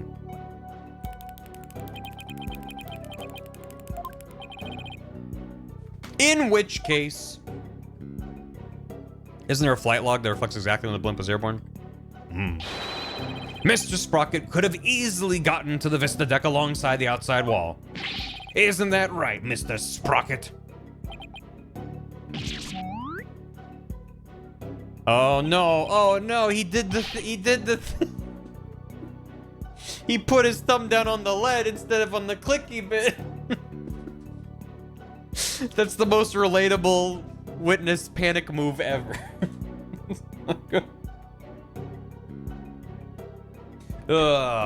Oops, lead point. Hey, you can have a little bit of lead. It's fine. I don't remember. Ow, he stabbed himself with his pencil. That's gonna leave a mark. Objection! Even if the propellers weren't turning, it would have been far too risky to go that way. But Mr. Edgeworth, you're forgetting about the power of love. I'm going insane. Yes, the amazing power of love. Yes. Not this again. Very well, for the sake of argument, let's assume this so-called power of love made it possible for Mr. Sprocket to move along the outside wall of the airship. Can you prove that the airship was tied to the ground as you claim, Mr. Wright? Well, I don't have any evidence that proves where the airship was at the time. We have proof of pterodactyls, Phoenix. You can prove it, can't you? I can't think of anything we can use to prove it. Can't say I can. Oh, wait. Didn't somebody see something outside a window at the time of the crime? I think I remember someone saying as much. Do I have a piece of evidence that shows what was outside the airship? Well, what are you waiting for? This piece of evidence shows what was outside the airship at the time of the crime. Pterodactyls, Your Honor.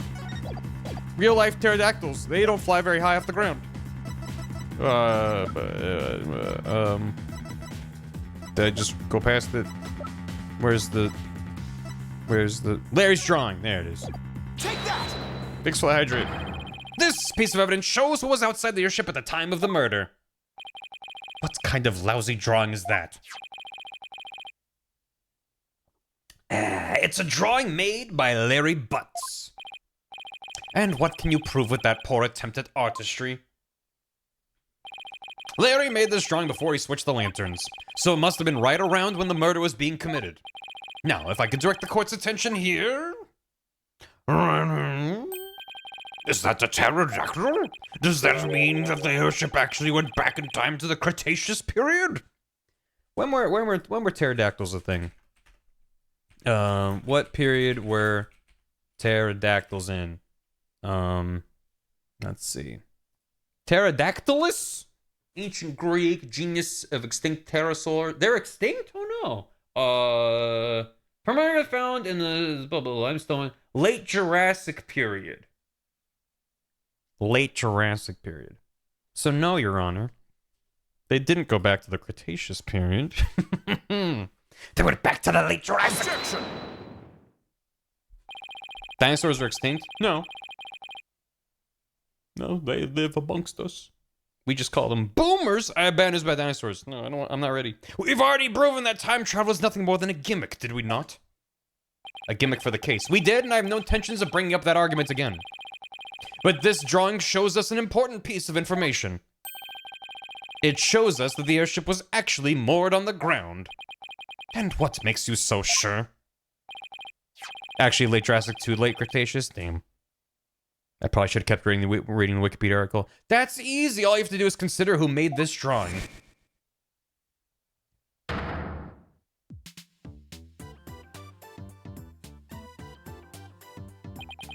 Larry. That's right. It was Mr. Butts, and we both know what he's like. He must have seen something else and mistaken it for a pterodactyl. I can't argue with you there. We both agree he's a dumbass. Yes, all right. Wait just one doggone second here. What kind of moron you guys take me for?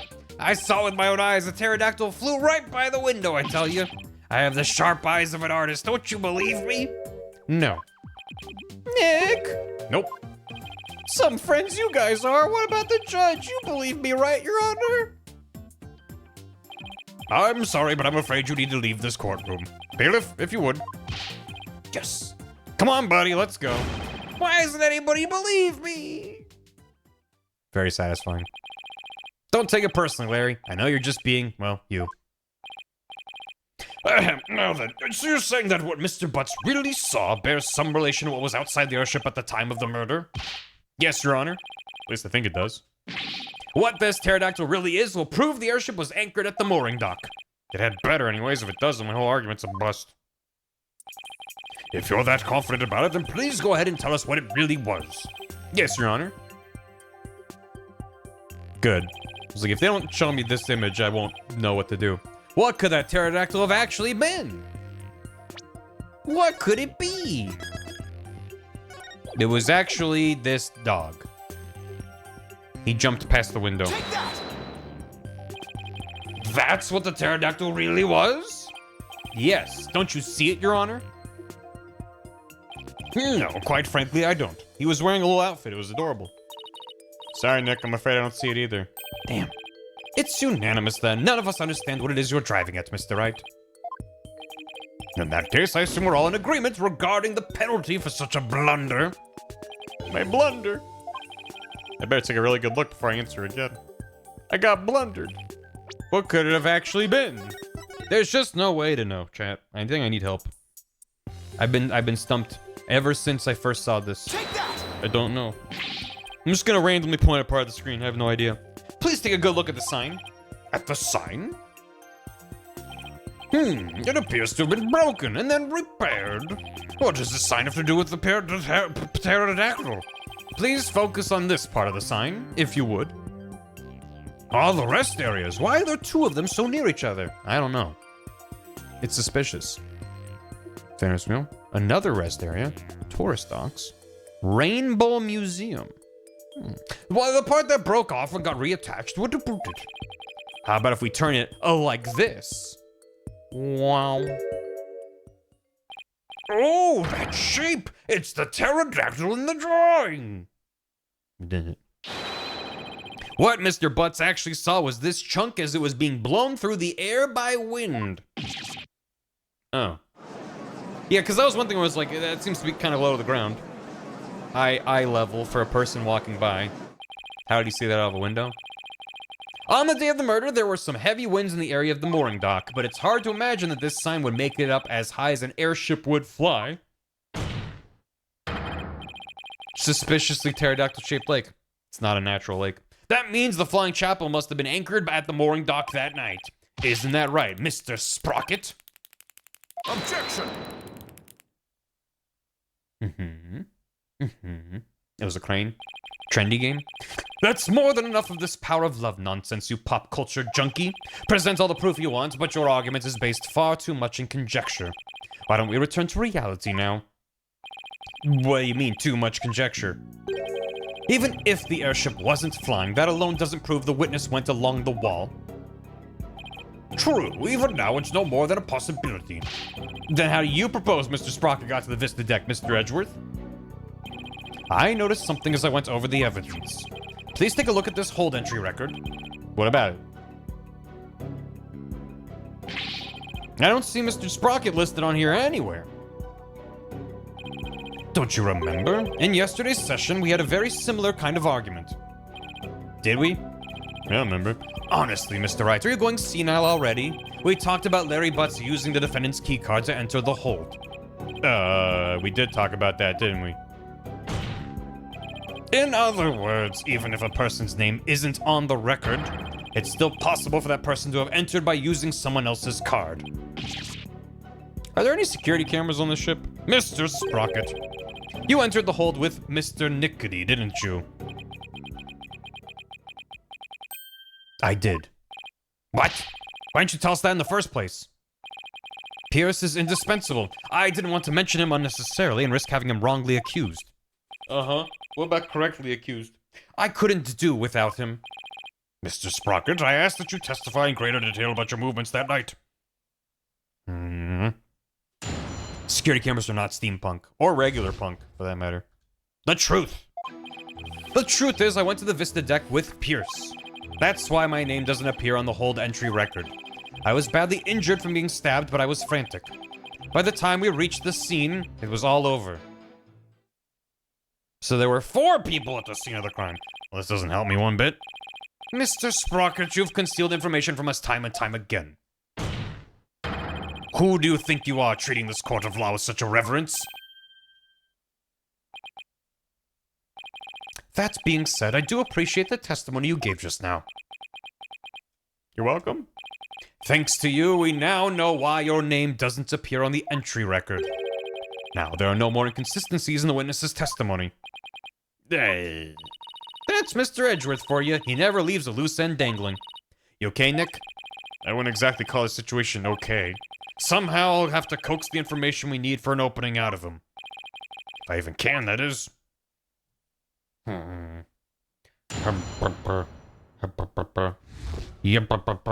truth! The truth is, I went to the Vista deck with Pierce. Yeah. Good old Pierce. You didn't mention this because you didn't want Mr. Nickety to fall under suspicion? Is that because he has something to hide? I just didn't want the police to take up his time with all their questions, that's all. Neither the company nor the household would function smoothly without him. He's only been there a year. What's he doing? How's it going? Wow, sounds like Pierce is absolutely indispensable to Sprockets. In a suspicious way. Anyway, getting back to your statement. When did you meet up with Mr. Nickety? We met up on my way to the Vista deck. I think Pierce and some of my relatives were on another floor. But Pierce heard the commotion and came running to my aid. Could hear the pandemonium all the way from another floor. Mr. Wright, would you like to current testimony? Yeah, have it added. How's it going?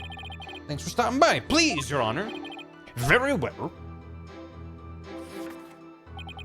Pierce heard the commotion and he came running. Hold it!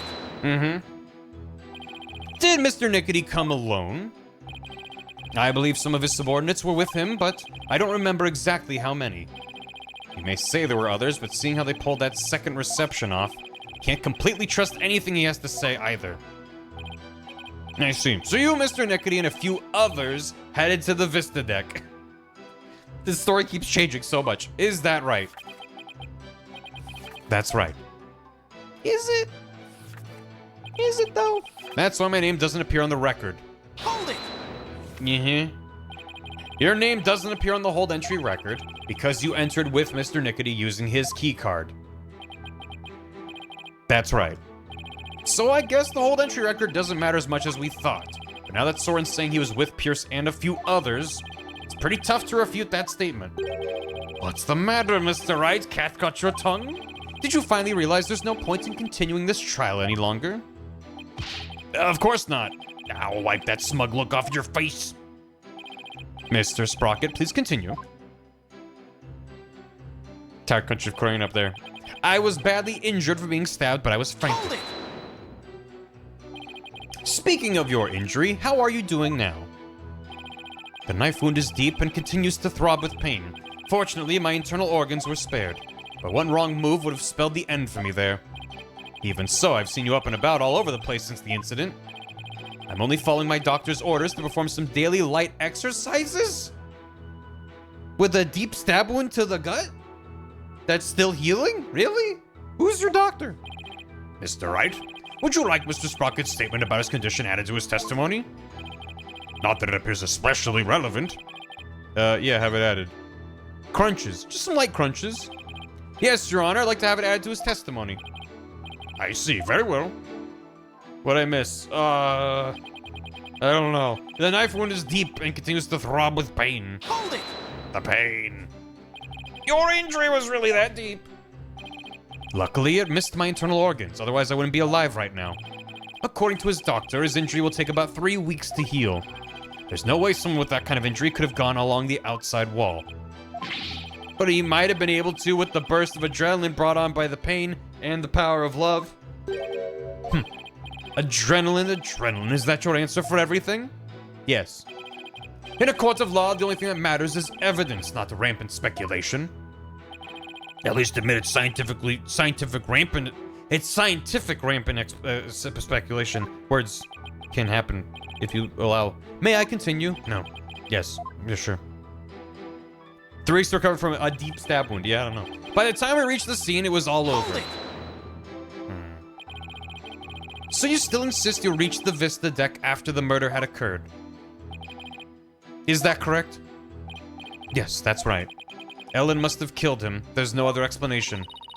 I guess whether Pierce was with Soren or not doesn't change the outcome. I guess not. In fact, more witnesses actually makes it worse for us. It's another cover-up, huh? That Soren has too many secrets. I bet he's still hiding other things too. That's definitely a possibility, but in a situation like this, what we have to do is go back to the basics. Go over the testimony, check for any lies or inconsistencies. You got it. All right, Nick, let's go for it.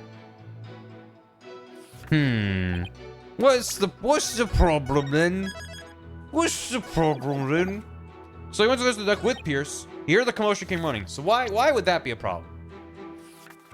Is it the layout of the... Where did he say Pierce was at the time? Because he was like, oh, he heard it all the way from there. Where did he say he was?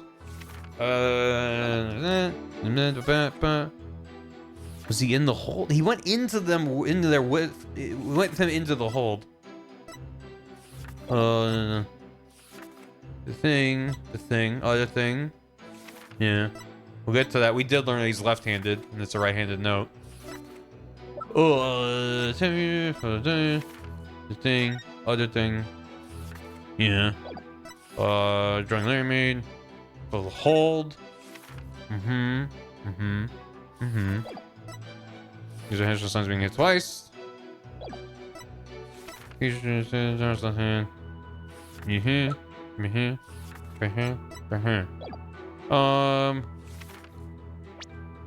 did he say about this? Did he come alone? Just Mr. Bourne's with him. No, that's not.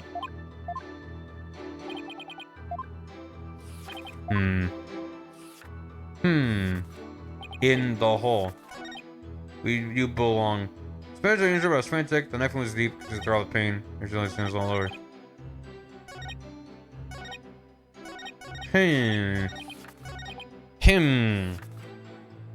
Hold it! This one is stupid. He didn't mention this because he didn't want Mr. Nick to fall under suspicion. Is it because he's something to hide? I'm asking. Yeah. Where was he? When did you meet up with him? We met on my way to the Vista deck. Pearson's and my relatives were on another floor. He heard the commotion and came running to my aid. He appeared apparently all the way from another floor. Yeah, he's suspicious of that, but then what is the... I don't know where he was, or I don't remember.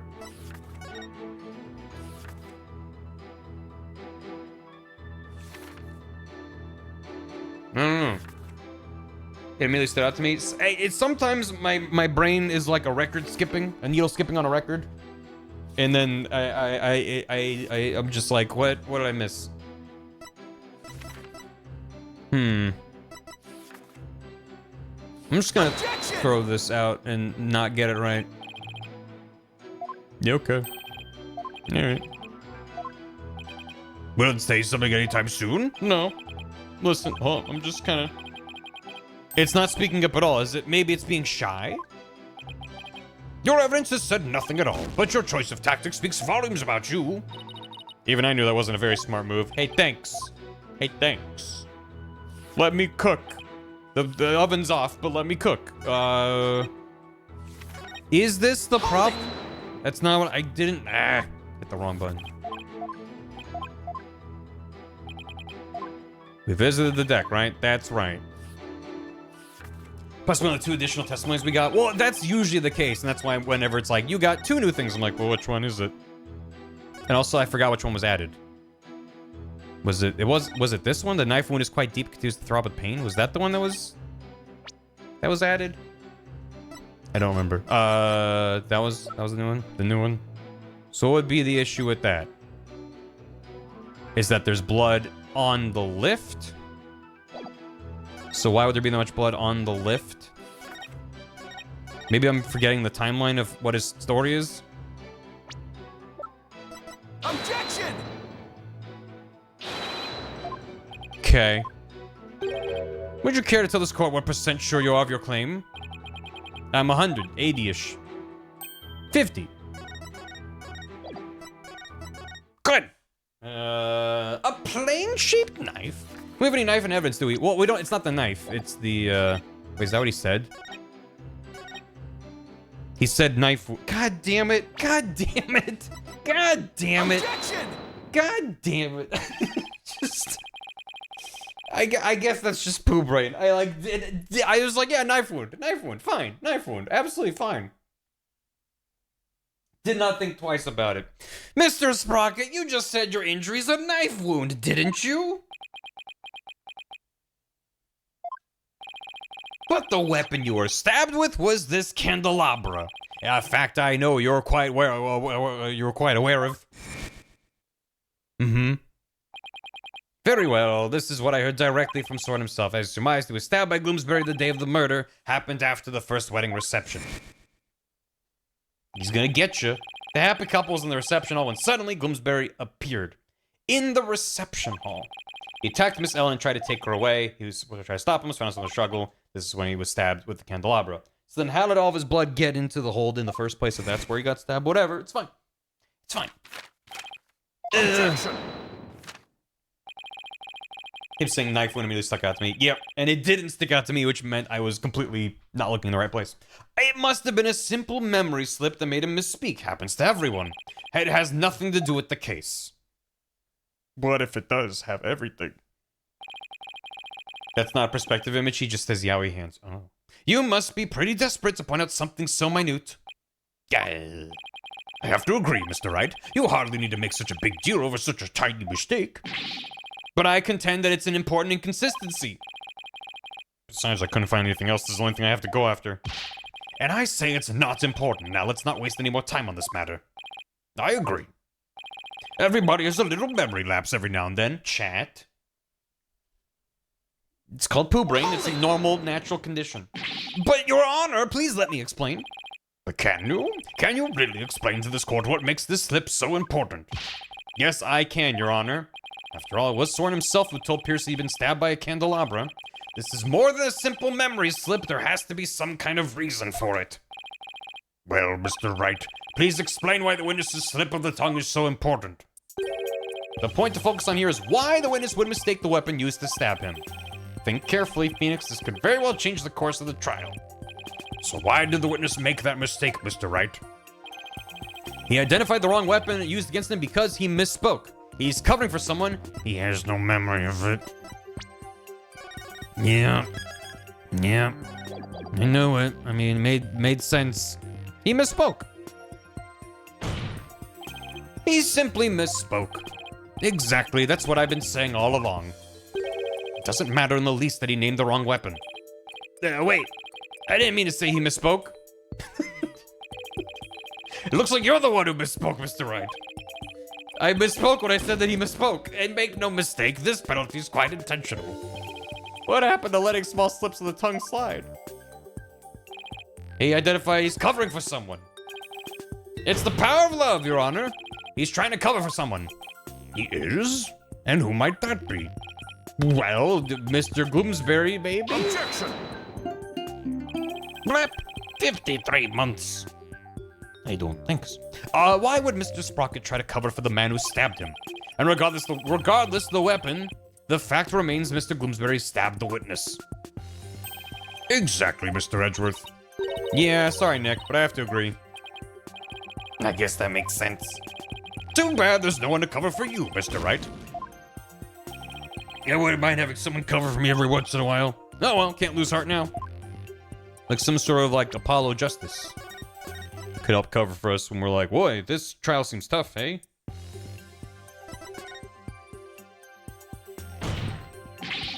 He doesn't remember the incident, let alone the weapon used against him. Not only that, but I believe Mr. Sprocket has some kind of memory disorder. Therefore, the defense contends that Mr. Sprocket's testimony thus far is invalid. Objection! Just because you can't find a flaw in his testimony, you want to throw it all out? Your baseless claim is nothing but pure slander of the witness's character. Mr. Edgeworth is correct, Mr. Wright. Can you explain your grounds for making this claim? Of course, Your Honor. Think of what Soren has said, how he's behaved, that's where I'll find a clue. Very well, let's hear your argument then. My grounds for claiming that Mr. Sprocket has memory disorder is his taciturn personality, his notebook, his airplane pen. Ooh, the pen's a clue. His taciturn personality. He may seem standoffish, but in reality, he's desperately trying to memorize everything that's happening. Objection! So anyone who's quiet and standoffish can be accused of having a memory disorder? Do the guard at the detention center or the bailiff here have memory disorders too? No, well, I don't know. Those grounds are nowhere near sufficient to make such a claim, Mr. Wright. Perhaps you should take a cue from the witness and speak less frequently instead. Pen, pineapple, apple pen. I have to come up with a more convincing argument. Such as... the pen. Not as good as previous cases. Sometimes they're good. Or it's not a very good one, but then there's a good line of dialogue as a result. So, the airplane pen he always uses. The truth is, it's an external memory device. It's a what? What makes you say that? I mean, it transforms into an airplane and stuff. So I thought it wouldn't be a stretch for an inventor like him to make a memory bank. That theory is simply amazing. Amazingly sloppy. I suggest you invent yourself some better ideas, Defense. I guess the idea of an external memory device is pretty half-baked. Think it over again. Put more thought into it. Do I remember the story because he did remember the story? I mean, who in this series hasn't at some point? The notebook he always has with him. I saw daily events and information about the people around him recorded in it. Like a diary? No, Your Honor, it's much too detailed to be an ordinary diary. It's more on the order of a database, actually. A database, you say? That's right. For some reason, Mr. Sprocket is apparently unable to retain memories. That's why he writes every little detail of his life down in his notebook. Objection! It is. Every pen's an external memory device. Whoa, how could you possibly know that for sure? He might just be an extremely compulsive person. I thought so too myself, at first. To be honest, we accidentally got a stain on that notebook yesterday. You mean you got a stain on it? You're the one who tried to grab it out of my... Never mind whose fault it was, just get to the point already. Right, sorry. Mr. Sprocket. The page Miss Faye got a stain on yesterday. Just throwing her under the bus. That's the page with the details of your stabbing on it, isn't it? No, I only write in this notebook because I'm very compulsive. Drop the subject already. Sorry, but I'm not convinced. I noticed an odd fact about your notebook, Mr. Sprocket. On the earlier pages, you used it to write down invention ideas, but after a certain date, you started writing down a lot more and in much more detail. I believe your memory disorder stems from what happened on that date. Something so monumental it caused a memory disorder? You don't know what you're talking about. Sorry, but I do know what I'm talking about, and this is the proof. This is the thing. This is the thing. That thing. That thing. You get that thing. Take that! Yeah. He should probably disclose his first testimony in court. This is also why this discovery is important. There's a lot of things that doesn't happen in this universe that makes things fucked up to happen in trial. You were involved in this car accident too, weren't you, Mr. Sprocket? And the shock of losing your beloved older sister is what caused you to develop your memory disorder. Is this true, Mr. Sprocket? Well, is it?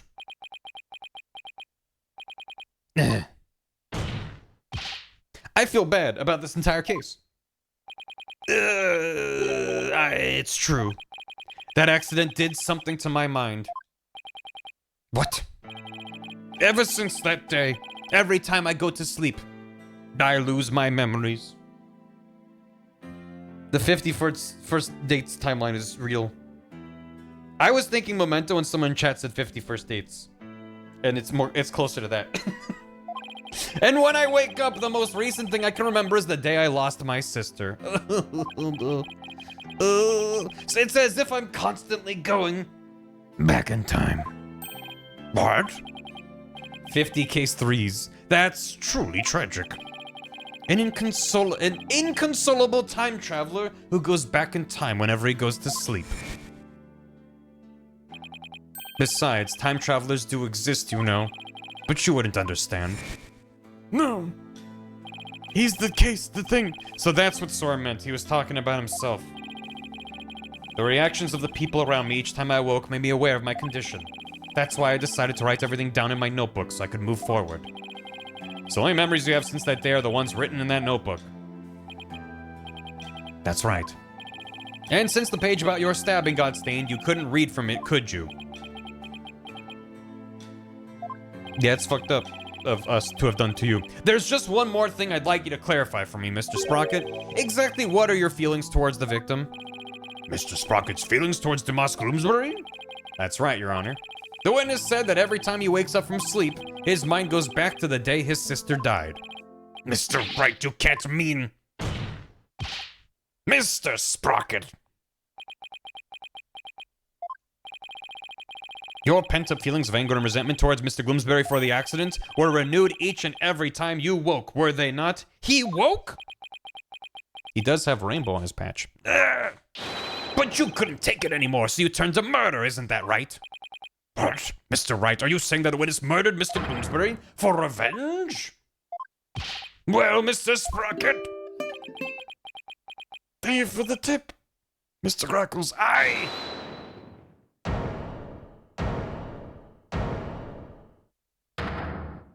Hello? Miss Wyatt. Your Honor, I did it. I killed Mr. Gloomsbury. Ah, nuts. Oh, case closed. No! What? Normally, it's Edgeworth explaining the victim's condition and emotions. Yeah. Miss Wyatt, what are you trying to do? Don't tell me you're still thinking of going that route. Soren's innocent. He can't be found guilty. Take me instead. Ellen, please, try and get a hold of yourself. I guess you really meant it. My Soren didn't do anything wrong. I'm the one who should be convicted. Are we to understand that you're confessing your guilt? No. Now, wait just a minute here. Chat falling asleep. Ellen, why would you cover for me? After I testified that I thought you must have killed him. I'll admit it. I couldn't believe my ears at first, but all I want is for you to be happy. Your happiness is my happiness, Soren. But without my notebook, I'd even forget those feelings of yours by tomorrow. Knowing that, do you still feel this way? You've loved me all this time, the same way you did before the accident. That's how I know that you're the same person I've always loved. No disorder can change that. Ellen. Your Honor. There are two things I'd like to correct. Two corrections? What are they? First of all, I want to withdraw one of my statements. That's right. Dumas was killed by Ellen. Nice. Sweet. Without memories to rely on, I took the police completely at their word.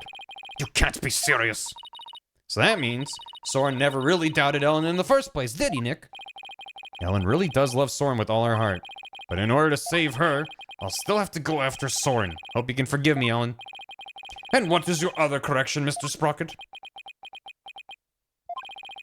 The truth is, I never felt anger or resentment towards Dumas about my sister. Why? Why not? That's because the one who caused the car accident Was me.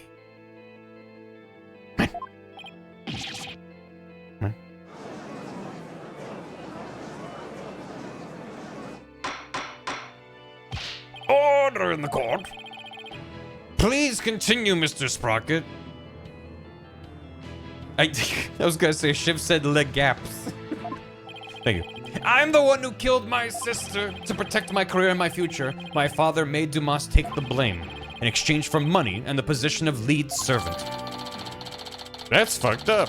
Wow. Soren was driving? Oh. That's even worse than what I thought happened.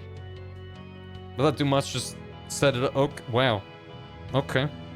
Leave me alone. I'll leave you alone. Considering the case was like, he just misspoke. It's fine. So you see, Dumas must have held a grudge against me, not the other way around. And he must have attacked Ellen to get his revenge on me. Are you sure about all this, Mr. Sprocket? Very sure. It's all been written down in detail in my notebook. Okay. That notebook is important evidence supplying background to this case. I must insist you submit it as evidence. The whole notebook? The whole thing? I'm gonna need like a week or a month to go through this with a team.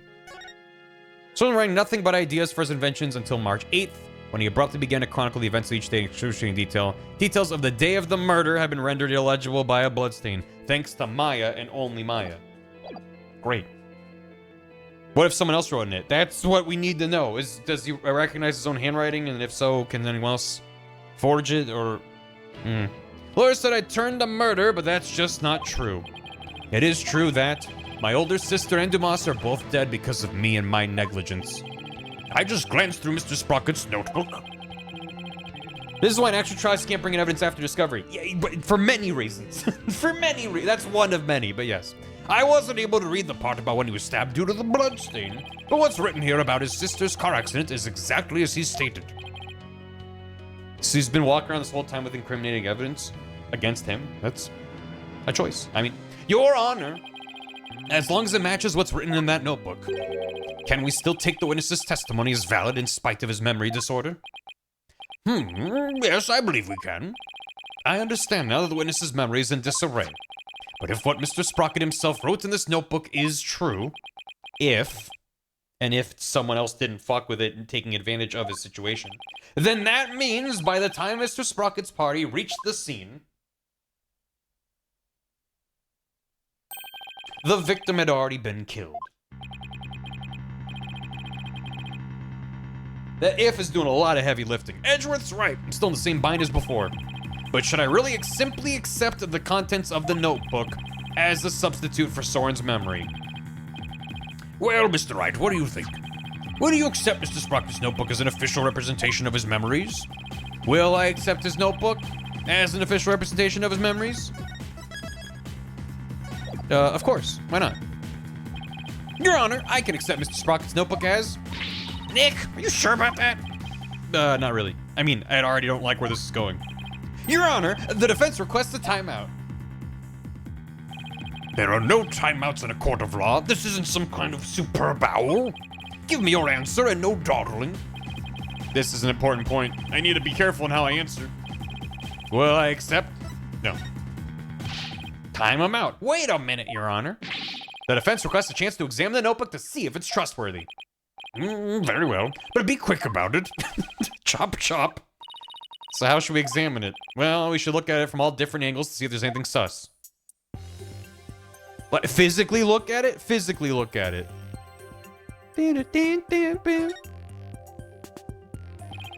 There's no point if I don't look at what's inside. I have to open it. With your permission, Soren, here I go. Wow. Yikes. Oh, it's just the page Maya got all stained. Maya did that. I guess that's not going to be very helpful at this moment. Let's keep going. This is the last page where there's writing. Something about this page doesn't sit right with me. I better take a closer look. Right there. Huh? A page has been torn out, and it looks like there was something written on it. Probably nothing important, though. It looks like a page has been torn out here. Mr. Sprocket, do you know what was written on it?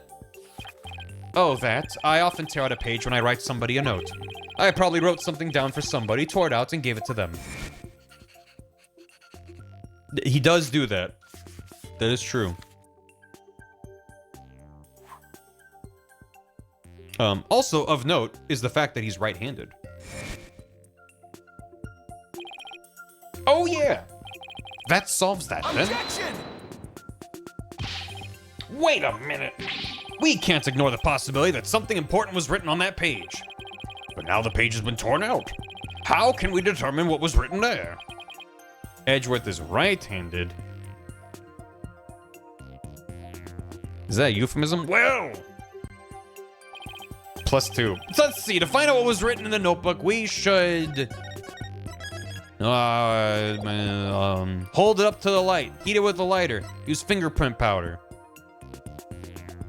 Heat it up. I know. We should heat the notebook with a lighter. Maybe the heat will reveal what was written. Your Honor, do you have a lighter I could borrow? A lighter? And what exactly are you planning to do with one? I want to heat this notebook up over an open flame. Do you have any reason to believe that there's something to be gained by doing that?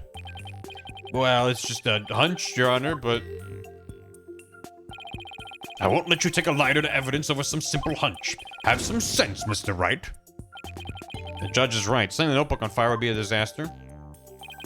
Should rub a pencil inside with... That's what I thought they were going to say? So, like, which one of these would actually... Would it leave enough of an impression that holding up to the light would work? That's probably the answer. If we use fingerprint powder on the notebook, we might be able to see what was written. Fingerprint powder? How would that help us find out what was written there?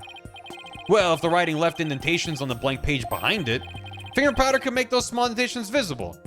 Okay, that's just the justification to use the... It's fine. We'll just keep going. Make them visible to the naked eye. Oh, stop. Fingerprint powder would only sully the notebook further.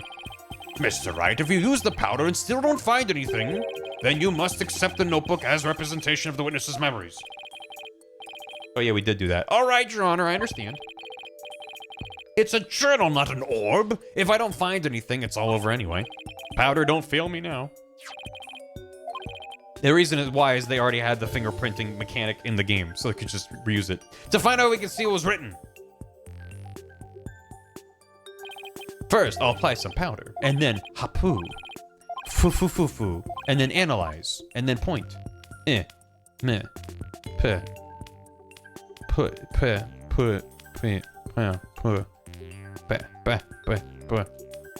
Oh my god, it's like a Sasquatch. Oh my god, he did it. With his big beefy arm down here. Oh my god, it was Sasquatch. Maya, come quick. Oh. Yeah, man. Can I make a Mogus? To the... yeah. That's a Mogus.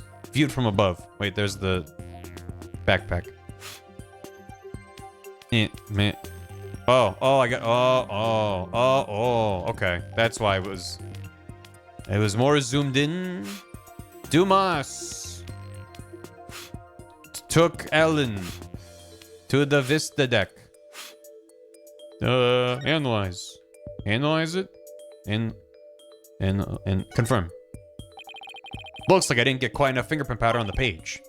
Oh, okay. There's more. Go back.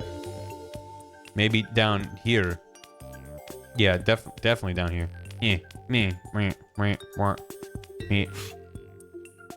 I struck and I struck and killed Dumas. There's more on the page, right? There's more on the page. Come on, there's gotta be more. Hold on, real quick. Let me just Ellen, it's not looking good. Okay. Come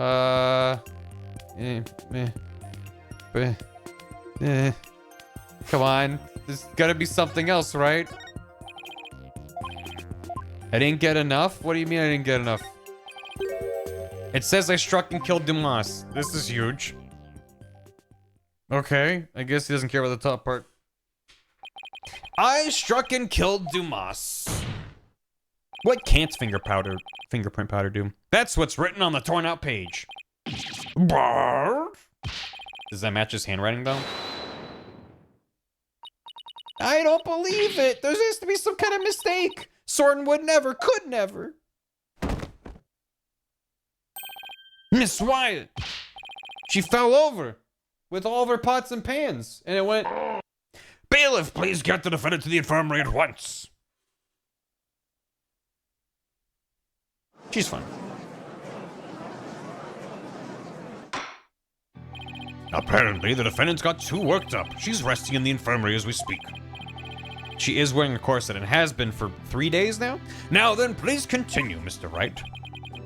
Wet cat down. Yes, Your Honor, this notebook is all Mr. Sprocket has to remember things by. With this critical page torn out, not even Mr. Sprocket himself knew the truth of what he'd done. Or what someone wrote in his notebook to make him think he'd done. But you know, it's fine. If it never gets old. Good. Thanks for the hydrate. I'm the one who killed Dumas. So it wasn't Ellen. Oh, thank goodness. Mr. Sprocket, does that mean you were at the crime scene during the murder after all? I guess I must have been. Can we do like a handwriting analysis? Is that a thing? Is that a thing we can do? He incriminated himself for no reason and ripped it out. Case closed. But Mr. Sprocket, can we really believe what's written in this notebook? Nobody touches this notebook but me. but you wouldn't remember if someone stole it from you and then wrote things in it. Especially while you were asleep. And when I sleep, it's under lock and key. I don't remember writing that I killed Dumas, but I guess I must have.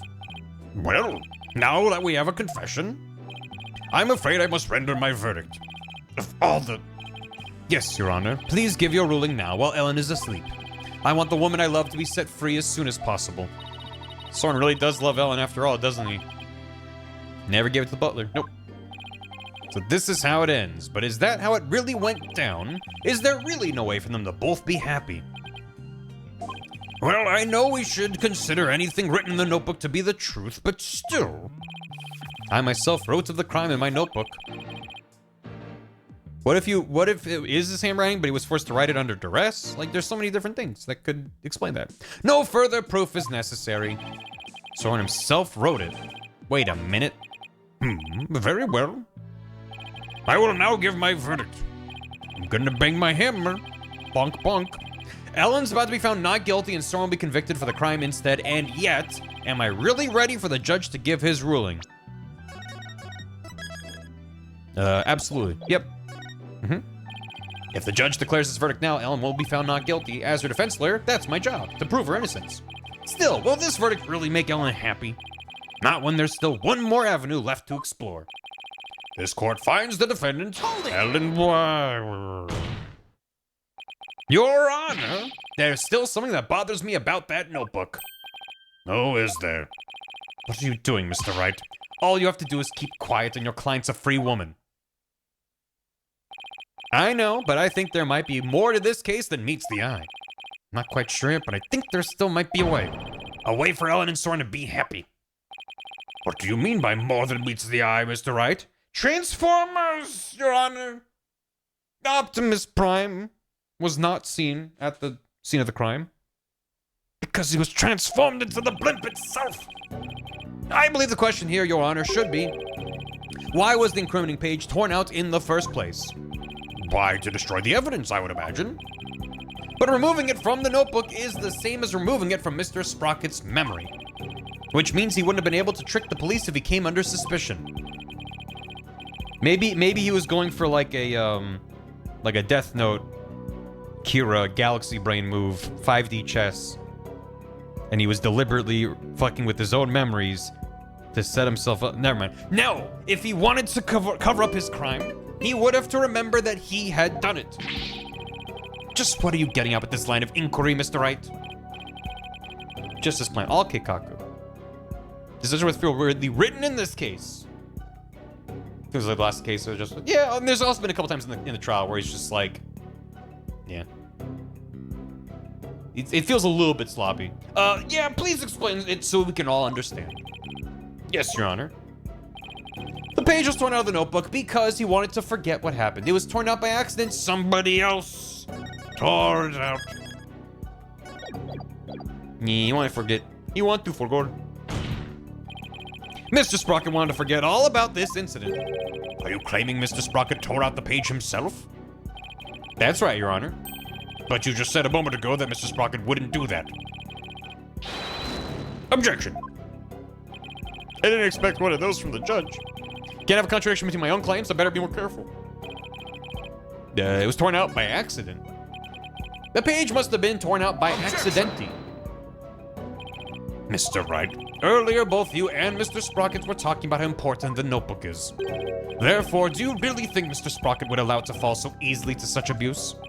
No, I'm sure it was very well taken care of. Then it's not very likely a page would get torn out by chance, now is it? No, not very likely, but possible. This is what happens when you try to abuse the system. Arg! Gotta load my save. Gotta go back to my proper amount of badges. 4. That's the max you can have. The incriminating page was torn out by somebody else. What?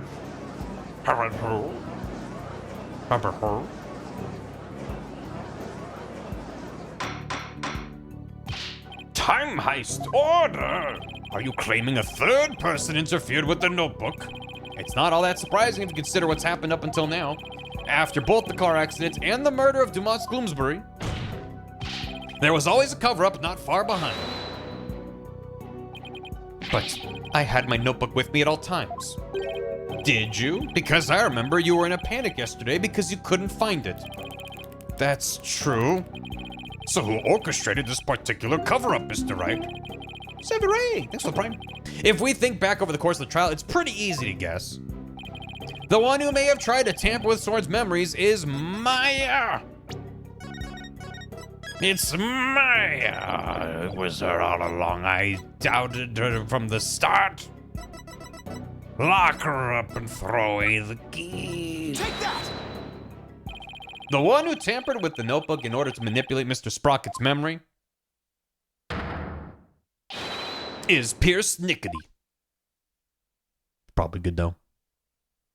When I do it again, too. Pierce? Pierce tried to tamper with my memories? Pierce was manipulating me? Case in point are the 2 receptions that were held to cover up the murder. It was Mr. Nickety who directed the guests and orchestrated the entire scheme. No, it can't be. Which of my memories are mine and which have been rewritten? When did he start rewriting my memories? Who wrote this? And this? And this? And this and this and this and this and this?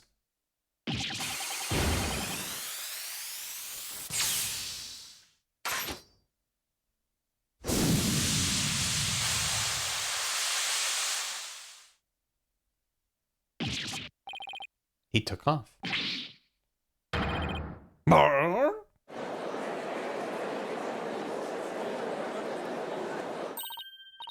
Look, he's coming back down.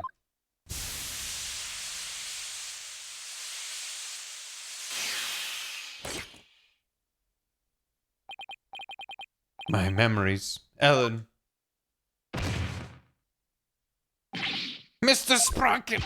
Bailiff, please get Mr. Sprocket to the infirmary on the double. This isn't the first time we've had a witness literally fly around in the room. Is the thing. Mr. Sprocket has been taken to the infirmary. We don't have to worry about him running away, so let us resume where we left off. Your Honor, the defense would like to call Pierce Nickety to the stand. Objection! I feel bad for him. Me too.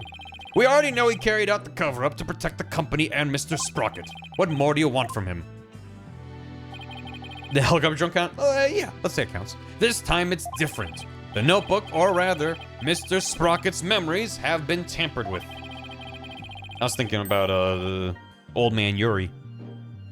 And I was thinking about Dual Destinies. That means the only person who knows the whole truth is now Mr. Nickety.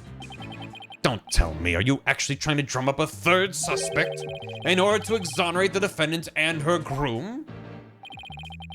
You just drove around? Wasn't there a part where when he was more, maybe he was just driving around. Maybe I'm misremembering. I'm not drumming up anything, nor do I have grounds to accuse him of anything yet. I thought when he had his full-blown freak out, he like actually flew around a bit. I could be wrong. Yet. All I know is that Mr. Nickety is the only one who knows the truth. And I think he's still hiding something we don't know about. No grounds yet, is it? Well, Mr. Edgeworth, does the prosecution consent to calling the witness to the stand? He ride a bit fast. Yeah. Was gonna Leighton crossover shot off like rocket? Yeah, the old man. It does, Your Honor. However, I would like a little time to talk with the witness before we do. Oh, good. That's not suspicious. We will break for a 20-minute recess. That's a lot of time to, lead the witness and get them to do what you want. That's fine. That's cool. Isn't the point of the cross-examination to talk to them? Why? I understand if they wanted to break for pacing, to be like, we save your game. Okay, anyway. I'm glad I saved this for today instead of trying to do this last stream, though.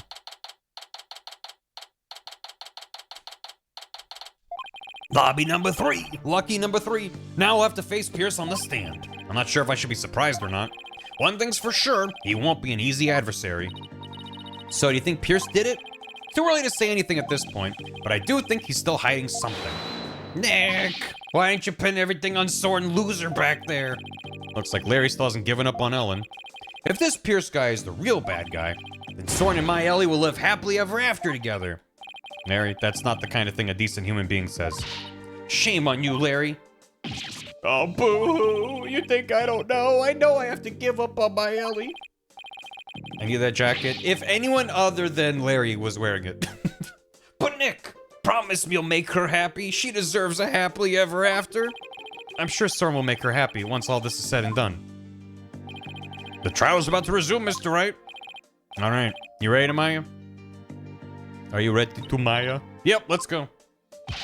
I'll be rooting for you, Nick. Thanks, Larry. Just keep it to yourself. Don't go to any more crime scenes, okay, buddy?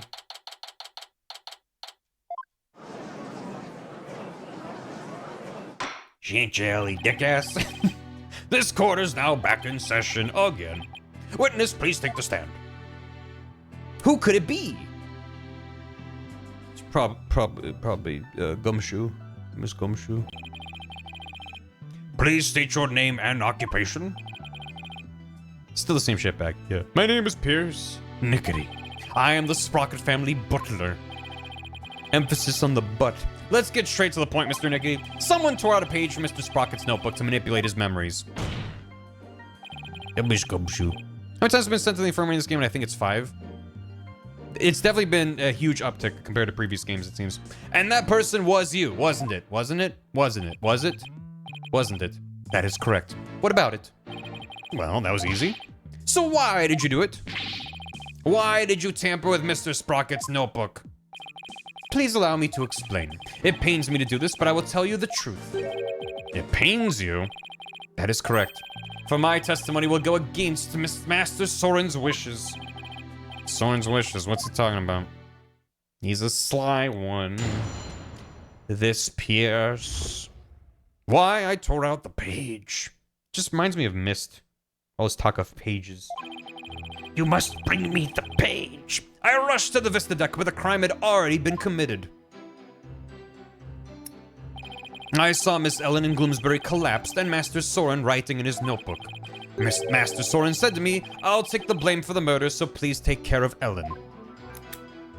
I'll take blame, not I did it? Meaning, yes, he's protecting Soren and trying to put the blame back on Ellen. But I went against his order. I tore the page out of his notebook and hid the body. Is he the Slender Man? Yes. Wait a second. What Mr. Sprocket was writing in his notebook at the time, could it be? I did it. It was meant to be confession, an admission he killed Gloomsbury himself. He wrote that message to take the blame for Miss Wyatt? That is correct. Master Soren did hit Gloomsbury with the timekeeper to save Miss Ellen. Then Mr. Sprocket was the culprit. However, that blow did not kill Gloomsbury. That makes sense. Mr. Sprocket's injury wouldn't allow him to put much force into it. Enraged, Gloomsbury tried to attack Master Soren, who was already seriously wounded. But just in the nick of time, Miss Ellen hit Gloomsbury from behind and finished him off, it would seem.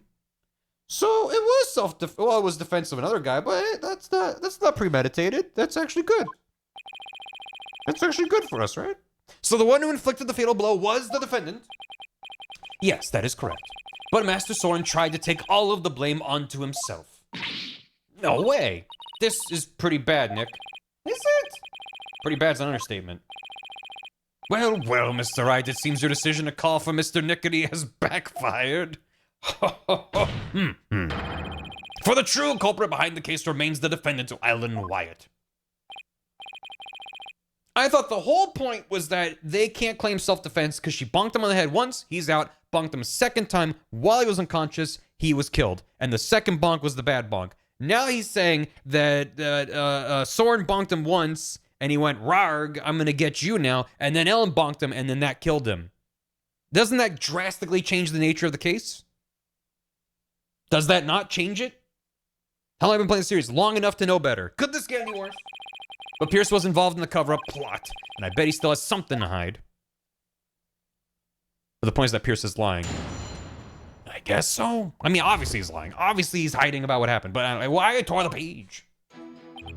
It might have been with intent to kill. We can't prove that. The point was that if his testimony is true, which it wasn't, there's no way he's telling the truth, but if it's true, it only helps us. Why are they acting like it's bad? Because we can argue it was defensive. He was attacking someone else. It wasn't intent to kill. It was, hey, he bonked him on the head. I'll do that too. Like, I rushed to the Vista deck. But the crime had already been committed. Hold it. Does not like self-defense. Yeah. He moved past one to get our instant case and I need to find the truth, dog case. Right, but they're acting like it's bad. Whatever. And wait a minute. I thought you went to the Vista deck with Mr. Sprocket. Actually, that is not true. What? What do you mean? I found this out afterward, but Master Soren went to the Vista deck alone. He went out the escape hatch in the reception hall and went along the outside wall. As we said. What?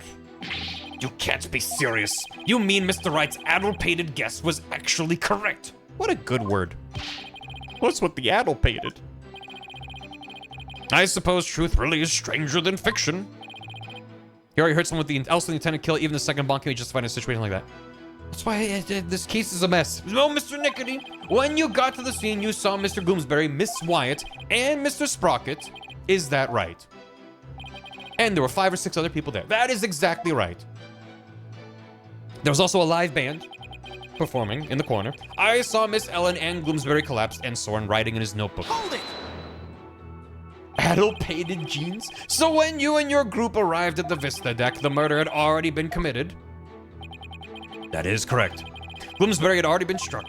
Miss Ellen had lost consciousness, probably from the shock of the incident. And how did Mr. Sprocket appear? He was bleeding from the stab wound he received from Gloomsbury. Barely conscious, he was writing something in his notebook. The mysterious third person Ellen saw really was Soren then. Is Alpay a real word? Yep. The judge likes this really savage kid to declare someone guilty, they humor him. Yeah, someone has to have a guilty verdict. You can't just prove someone not innocent, you have to prove who is guilty so he can bang his gavel about it. Master Soren said to me, I'll take the blame for the murder, so please take care of Ellen. Hold it. He'll say kind of stuff. Gotcha. I'm still enjoying the case. It's not the best case, despite the circumstances around it being amazing. So Mr. Sprocket wrote a note of confession in order to take the blame from Miss Wyatt. Yes. That notebook is the only form of memory Master Soren has, so you understand what his action meant, I trust. Game Boy SP. What did it mean?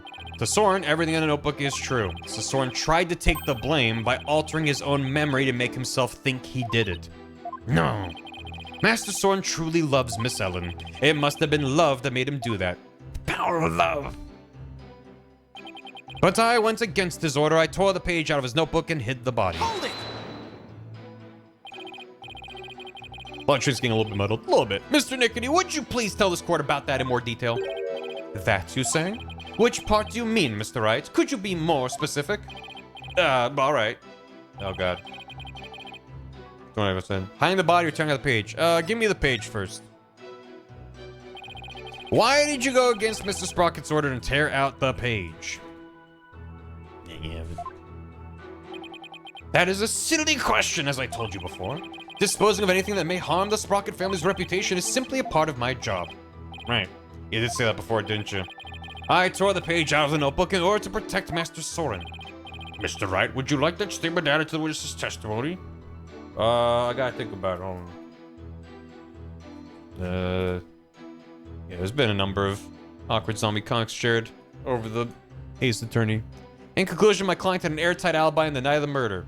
You've indeed proven the defendant could not have possibly committed the crime, but can you tell us who did? What? No, isn't that why we have the police? Well, someone should go to jail, shouldn't they? Guilty. Yeah, that's correct. 2016? These games have been out for a bit. That is the experience of playing Ace Attorney. It really do be like that sometimes. Well, okay, hold on. Why'd you tear out the page? I told you, because it would harm their reputation. That's part of my job. So, that's probably fine. No. Let's see the other one. It better be a bit more cautious here. All right, very well. I mean, I could add testimony in the press on it and see if I learn anything more, so we'll see. This testimony, I wonder how much more of it we can actually believe. Who knows what parts are true and which parts are more spun tales. Exactly. We can't just stand around mulling it all over. We have to try and draw information out of him and see if there are any contradictions. Let's try the other one, though. About hiding the body. Hold it! Bum bum bum bum bum bum bum bum bum. Hiding the body. Please tell me more about the hiding of the body.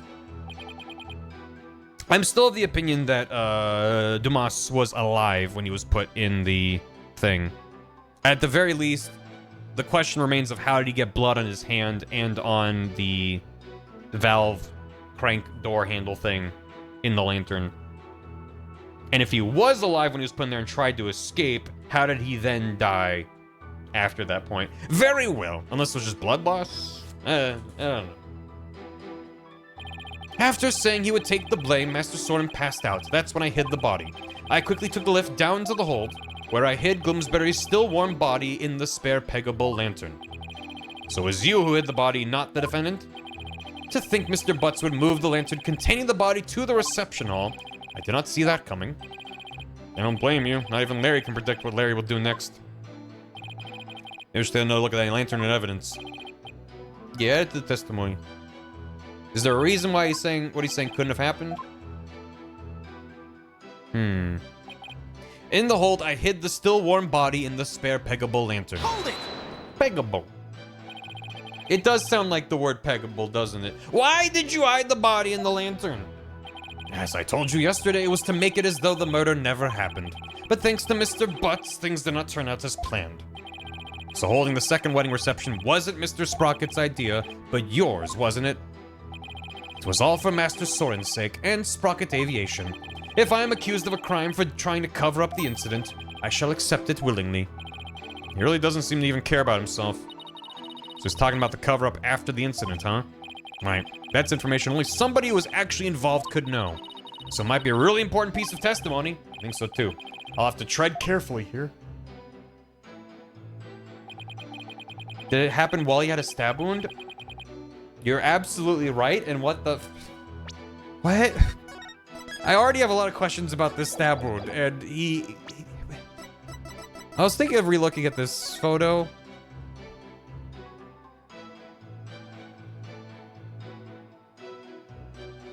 Maybe that vest wasn't originally red. Maybe that was a white vest he was wearing. The thing that I wanted to focus on was Pierce in the background. When I first saw this, I was like, oh, he's like looking off to the side where the people are clapping and stuff, which is, you know, maybe the thing. I think that I'm trying to remember his name. Dumas, Gloomsbury. I think he wasn't dead. I think he was put into the bowl and was still alive, and that's him looking over because he heard him like groaning and trying to get out. And then at some point after that, he killed them. Which would explain how the blood got onto the doorknob on the inside. And I don't know how the rest shakes out. But I don't know. That's my current theory. The crime had already happened. In the hold, I hid the stolen body in the spare pale lantern. What's the issue with that? There's gotta be an issue with that. What did they say? Why'd you hide the body to make it so the murder never happened? Thanks to there's not as I have land. Only story about it wasn't his idea or yours. It was all for their sake. You know. Well, the cover after the incident, there's information only somebody who was actually involved could know. Uh-huh. Bah. Why Pierce killed Dumas? Is it a personal grudge or something? I mean, if we're taking him at his word, and it generally is just about anything that happens that could be negative towards the family of the company needs to be suppressed and contained, then yeah, a person that could go to the police or hospital and be like, yeah, I was bonked on the head a bunch of times. I could see it. Crap. I don't know. There's gotta be more to it, but as it stands right now, I'm like, okay. The stolen body in the spare peggable lantern.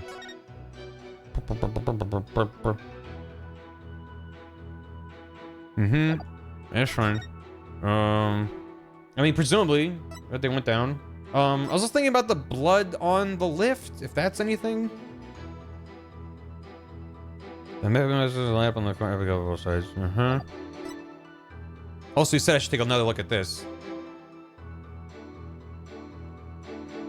Is it? Objection! Am I just pointing out he was still alive? Is that it? Okay. My theory that I had just now is what we're supposed to do. Is that what happened? If what I'm thinking is true, then maybe I can prove neither Ellen nor Soren did the deed. Okay, great. Okay, good. Mr. Nickety, you said the body was still warm when you hit it, correct?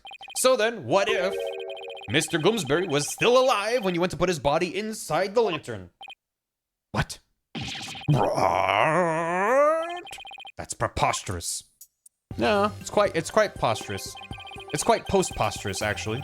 Actually, this shows the victim might have still been alive when inside the lantern. I'm afraid you have to point out which part you're talking about. This part here. You see how there's three dials? Take that! Why that? As you can see, the back end of the lantern is a door. And there's blood here on the wheel handle. That bloodstain must have gotten there when the witness put the body inside the lantern. It in no way shows the victim drew his last breath while he was within the lantern. I disagree, Mr. Edgeworth, for you see, in putting this lantern back together, the police inadvertently placed the inside handle on the outside. In other words, the wheel handles got swapped. Oh my, so they got swapped? They got swapped. They got swapped? That's ridiculous. They got swapped. Not at all. If you compare the other male peggable lantern, now every time I say peggable, I'm worried about it. In the reception hall,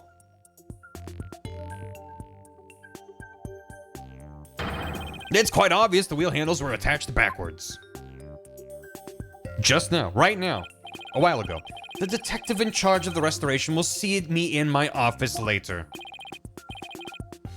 The peggable male lantern. Actually, yes, as a sentence, correct. Sorry, Emma. Good luck.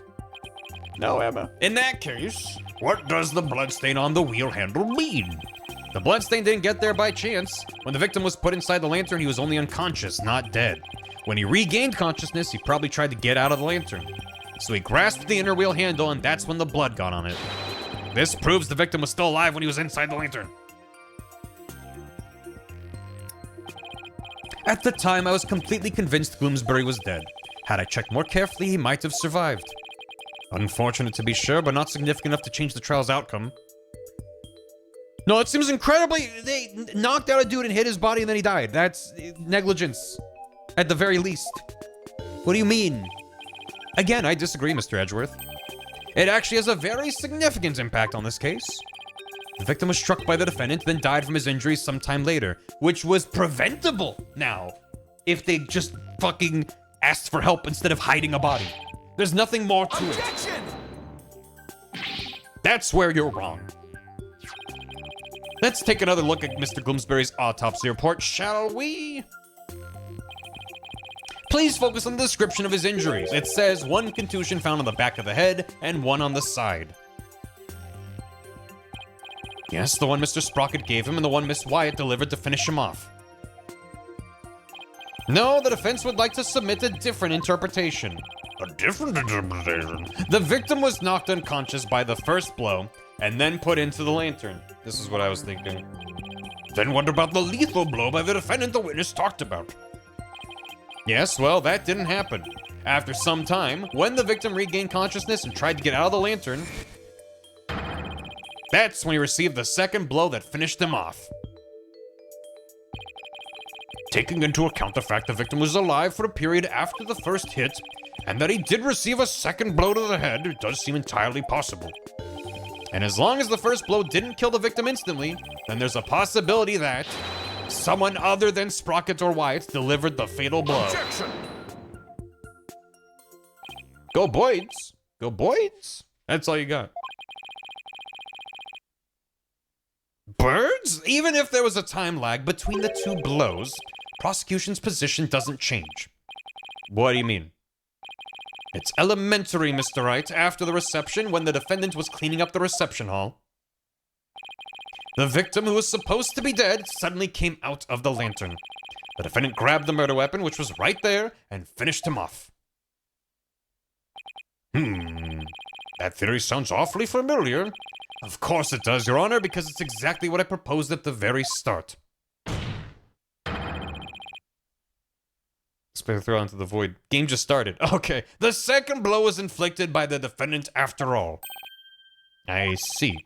It seems a tangle of mysteries has unraveled into a single thread. Objection! But as long as there's a possibility the fatal blow is delivered by a third person, then we must continue the deliberations. Give it up, Mr. Wright, unless you have something to prove the presence of your precious third person. Okay, Nick, just relax. You can do this. Come on now, take some deep breaths. Good idea, deep breaths, deep breaths. There, don't you feel better already? Yeah, I feel real good, much better. Maya's right. I should calm down, get my focus back, and go over everything again. And then hopefully, I'll be able to find something to prove there was a third person. Let's see. First, why did Gloomsbury attack Ellen? Because he was tired of taking the blame for the accident? Something about that line of reasoning just doesn't feel quite right to me. How come?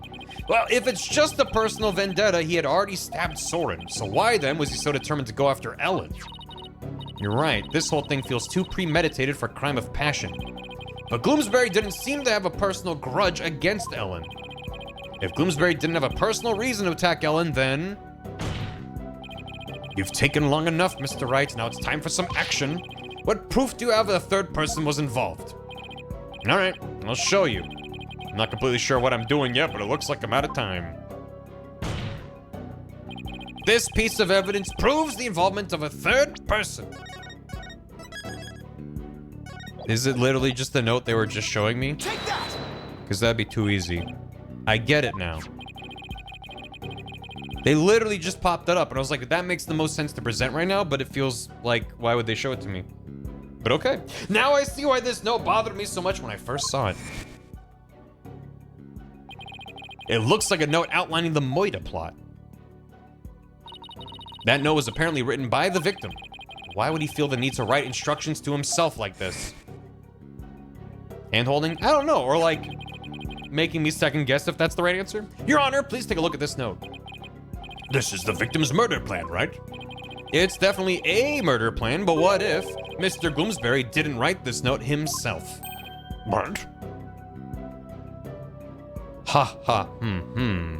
This is how you intend to conjure up your mysterious third party, Mr. Wright? Can you even prove that note wasn't written by the victim? Did the police even bother to do handwriting analysis? At all? Yes. Yes, I can. Very well then, present your evidence, Mr. Wright. This proves the victim didn't write the note. What proved that he was left-handed? I don't remember what it was. Dominant left hand. I forgot how this proved that he was left-handed, but okay. Take that! This is the weapon Mr. Gloomsbury used to stab Mr. Sprocket. I was wondering what you'd pull out this time. Dare I ask what that could possibly have to do with the note? The fingerprints. Well, I knew it was his left hand. I don't remember why we were like, that means he was dominant left-handed. Emma checked. Just it came up that he was left-handed as a result of that. That must have been what happened. Because just holding a thing in that hand doesn't mean that's his dominant hand. There must have been another thing I forgot. Mr. Gloomsbury's prints were found on this candelabra. And the prints were from his left hand. So that makes the victim left-handed, correct? Independently was left-handed. Right, okay. That's the... I remember that we determined he was left-handed. I just forgot how we got to that point. Your Honor, the police looked into it too and confirmed as much. His left hand's also the one that's bloody in the picture, which also leans to that being his dominant hand. Take a look at the smudged writing in this note. Notice how the smudging only starts from the middle of each preceding line. Had this been written by a lefty, the writing would be smudged from the far left end. That means whoever wrote this note was definitely right-handed. In other words, somebody other than the victim wrote this note. What? But if someone other than Mr. Gloomsbury wrote it, what does this note mean? Mr. Gloomsbury followed this note to the letter when he attacked Miss Wyatt. So clearly this note isn't a murder plan written by Mr. Gloomsbury, but rather instructions to kill Miss Wyatt issued by somebody else. Objection! If it wasn't the victim who wrote these so-called instructions, then who wrote it? Most of the people involved are right-handed, you know.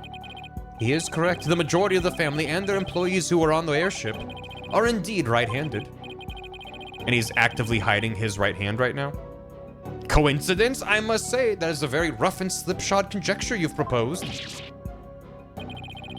I admit I haven't figured out who wrote it just yet. Leave it to Mr. Edgeworth to go for the jugular. This culprit who ordered Gloomsbury to attack Ellen. What could their motive have been? Doesn't seem very likely Ellen did anything to incur anybody's wrath, right?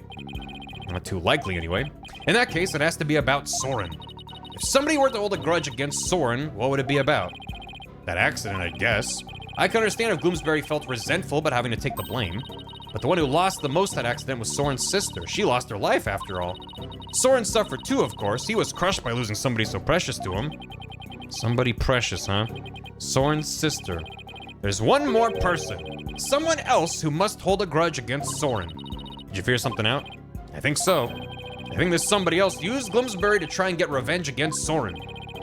You say somebody tried to get revenge against Mr. Sprocket, Mr. Wright? The person who manipulated and used Mr. Gloomsbury was... It was... Soren's father, the family elder. Selena's fiancé. I was like, well... A certain someone, who may or may not be at the witness stand, joined before she died. And was responsible for the family, and then she died. So, you know. Probably his dad. Mr. Sprocket's father. I heard the marriage to Miss Wyatt didn't have the family's blessing. Soren's father must have used Mr. Gloomsbury to try and stop their union.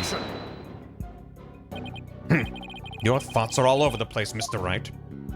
Do you really think the president of Sprocket Aviation, a man of great influence, would try to murder someone in order to stop a wedding?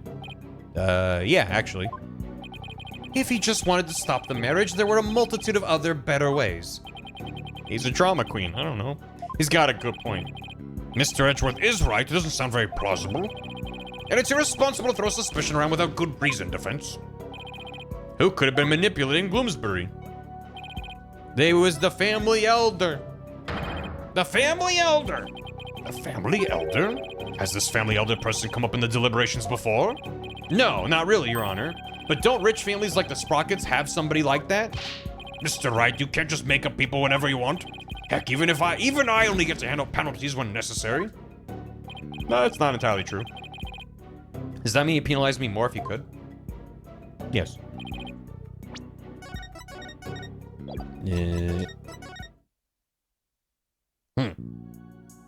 It's not a good case about a rich guy hiring a hitman. No, that's impossible.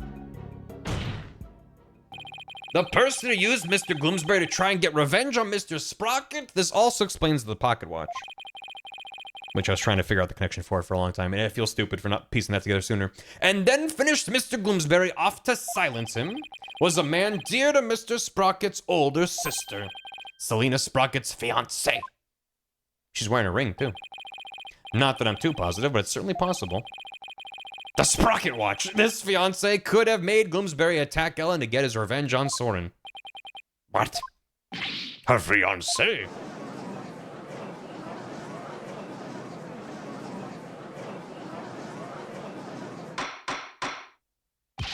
Order in the court. Yes, it does seem quite believable that Miss Selena Sprocket's fiancé would bear a grudge against Mr. Sprocket for his role in the accidente. Exactly, Your Honor. Maybe her fiancé was trying to murder Miss Wyatt in order to make Mr. Sprocket experience the same pain he'd felt. Objection! Miss Sprocket's fiancé was a surgeon, if memory serves, but the only people who attended the reception were family and staff members. That may be, but then that just means that Miss Sprocket's fiancé must have been among those who attended. Wait, really? Of course. Otherwise, how could he have killed Gloomsbury? I see what you're doing. This is just another giant bluff, isn't it? All right, I'll bite. Who exactly do you claim this fiancé to be? Yes, I would like to know as well. Are you sure you're gonna be okay, Nick? Maybe? When it comes to suspicious people, there's only one person on my list. I need to find something that connects him to Selena. This will help us identify Miss Sprocket's fiancé. I'm assuming the picture with the pocket watch. Take that! Please take a look at this photograph, Your Honor. That photo. Notice Miss Sprocket's pocket watch? Haven't we seen it somewhere before? Me a pocket watch? Yes, now that you mention it, I do feel as if I've seen it somewhere before. I believe we've all seen it. Right here in this very courtroom. Impossible. Check under your seat, Edgeworth. I'm not sitting. Exactly. That's right. The pocket watch in this photo. Ta-da! It's the same pocket watch Mr. Nickety has on him right now. Right now.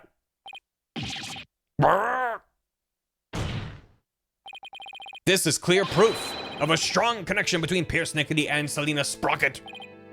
You can't explain the same design. There's no other explanation.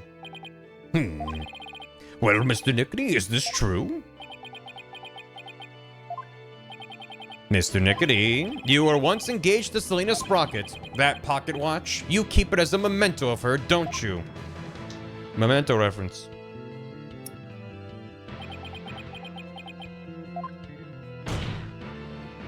Mr. Nickety, you plan to rob Mr. Sprocket of his loved one to make him feel the same pain as you, isn't that right? But Mr. Sprocket managed to fight back and knocked Mr. Gloomsbury unconscious. You thought Mr. Gloomsbury was dead and hid his body in the lantern. But then you noticed Mr. Gloomsbury regain consciousness. And so you finished him off to prevent your plan from being exposed. But then he left the note behind of him writing a note. What? This is the defense's take on what really happened in this case. Mr. Wright, does this mean you wish to officially accuse this witness of the murder of Dumas Gloomsbury? Does the defense accuse Mr. Nickety of the murder? Do I? J'accusant! Wait, if I back down now, it's all over. I have to take the plunge and chase this down to the very end. J'accuse!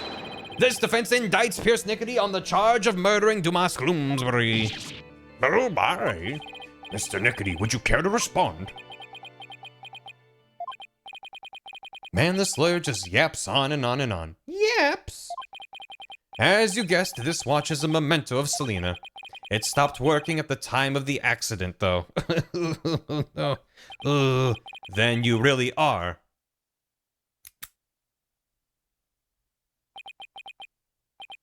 Yes, I was Selena's fiancé, and not just her fiancé, but the surgeon beside her deathbed. Objection!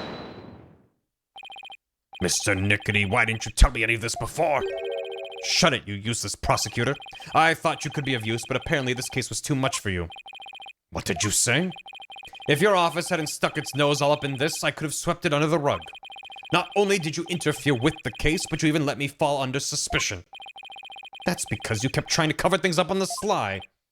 But covering things up wasn't your only involvement. The only person who had a motive to use the victim to try and kill Miss Wyatt Was you. Oh! No, not the shoulder robot! No! No! Oh, now he's the Final Fantasy villain. Oh, okay. Yeah, okay, sure.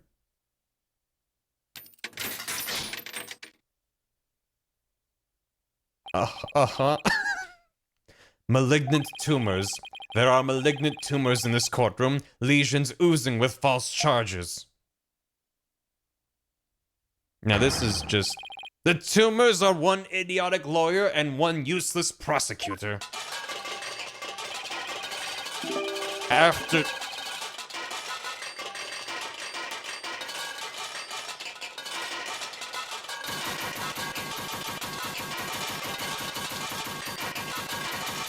Sorry, that's just a lot. After the truth is revealed, I'll have the both of you incised from the legal world.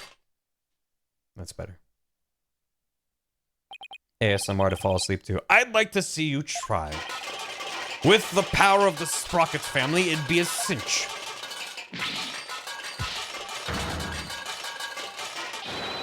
I will now begin the operation. What the world is happening to Mr. Nickety?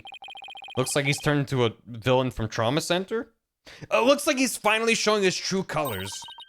Look what he did to that shoulder mick. Quit your yapping before I suture your chatty lips shut. It's like he's a completely different person. We've never seen this before. Sure looks like it. We can't let our guards down now. Mr. Nickety, it's finally time for you to testify to the truth. It seems we're entering the final act at last. Witness your testimony, please. Whenever they have a dramatic transformation, that's a good sign.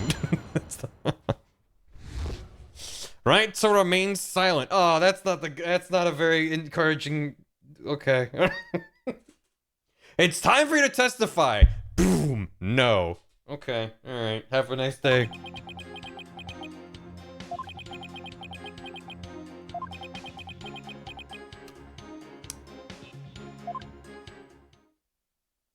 Cool. Mr. Nickety, why didn't you say anything?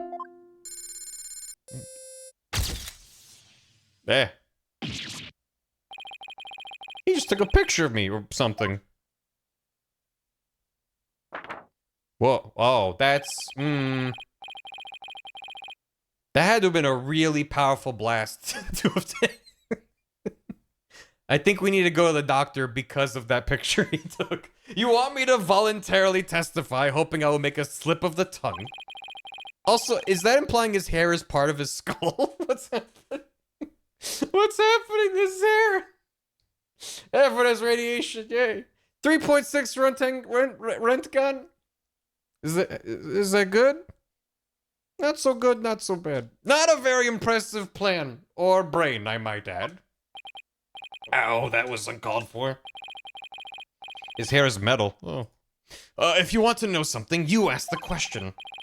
I will answer this, but I have no intention of making any voluntary statements of my own. What's he trying to do, Nick? He's using the silent treatment as a strategy to avoid getting tripped up. Clever guy. No more lies, Mr. Nickety. You will tell us nothing but the truth from now on. No. No. Stop. Ugh. What do you think you're doing?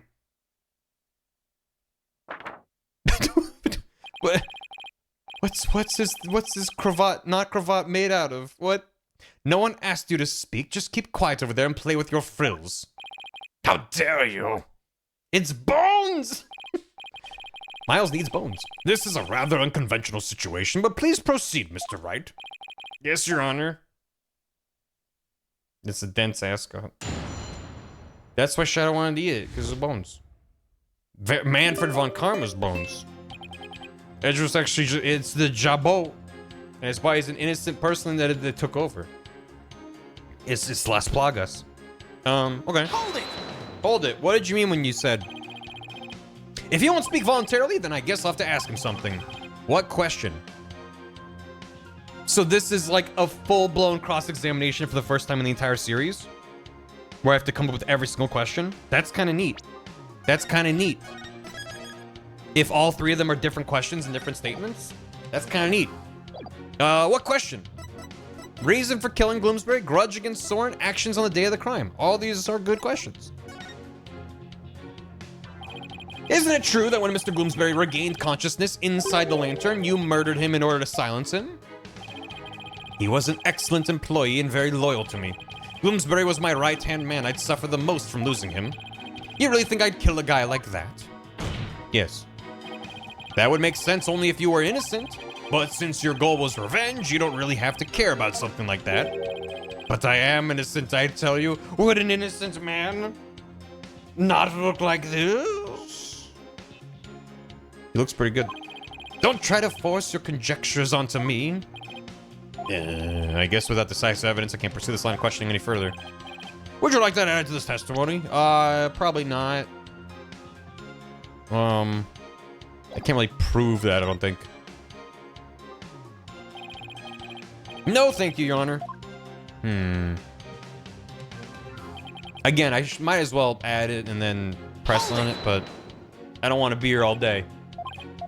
So are these different questions? Okay, they're the same questions. That makes it a little bit easier. Your grudge. A sweet, innocent surgeon. You've been nursing a grudge against Mr. Sprocket over the loss of your fiancée. Isn't that right? I'd be lying if I said I felt no resentment whatsoever. But Master Soren didn't cause that accident on purpose. He himself has suffered greatly. But you quit being a surgeon and found a way to get even closer to Mr. Sprocket. Wasn't that so you could carry out your revenge on him? Don't insult me. Supporting Master Soren and Sprocket Aviation with my life's work is my penance for not being able to save Selena. This is how I honor her. I feel your devotion as both a fiancé and a surgeon. Your statement breaks my heart. I've never thought of exacting revenge on Master Soren. Never thought of it, huh? I guess I should probably take that with a pound of salt. Mr. Wright, would you like that statement added? Sure. Yeah, why not? Yes, please. So let me just have him add each of those 3 lines to his testimony so I can work with them. A surgeon of justice. This subverting the butler did a little bit. I am innocent.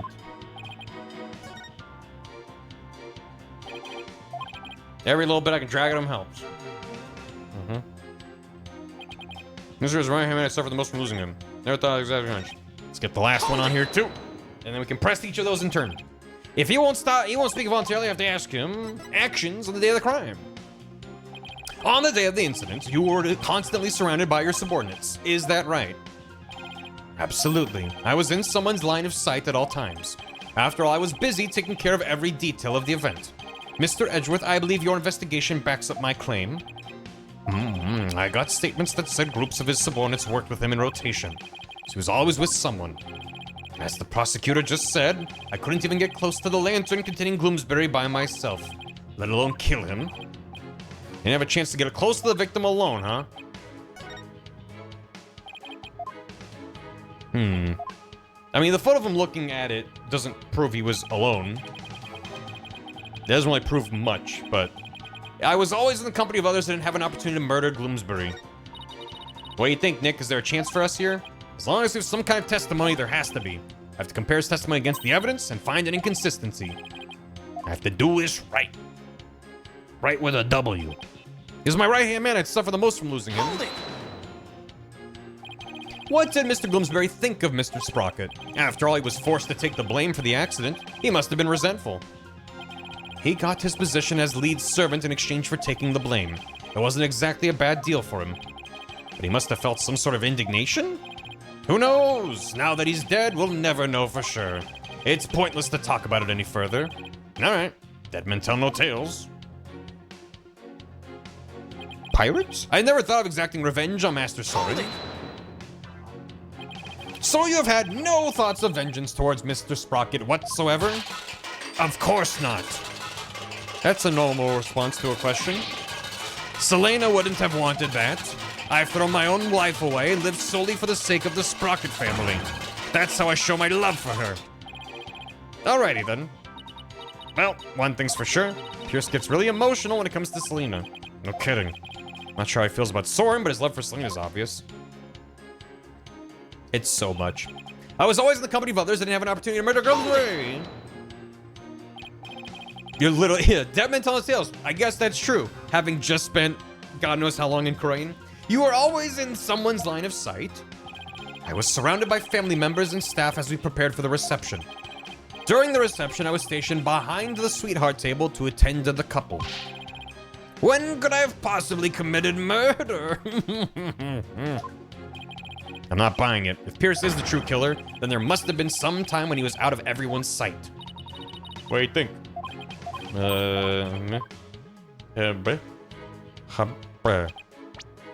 Because if anything, that photo would show when he realized that he was still alive in there. But when would he have had time by himself to bonk him on the noggin?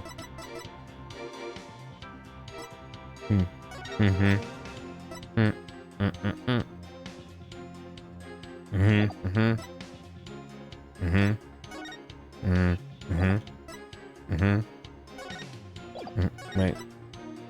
Fun classes on this guy's by a fire post. Yeah. Yeah. Timekeeper. Yeah. Maybe he went back in time to do the murder. Scared by fog. Well, are we?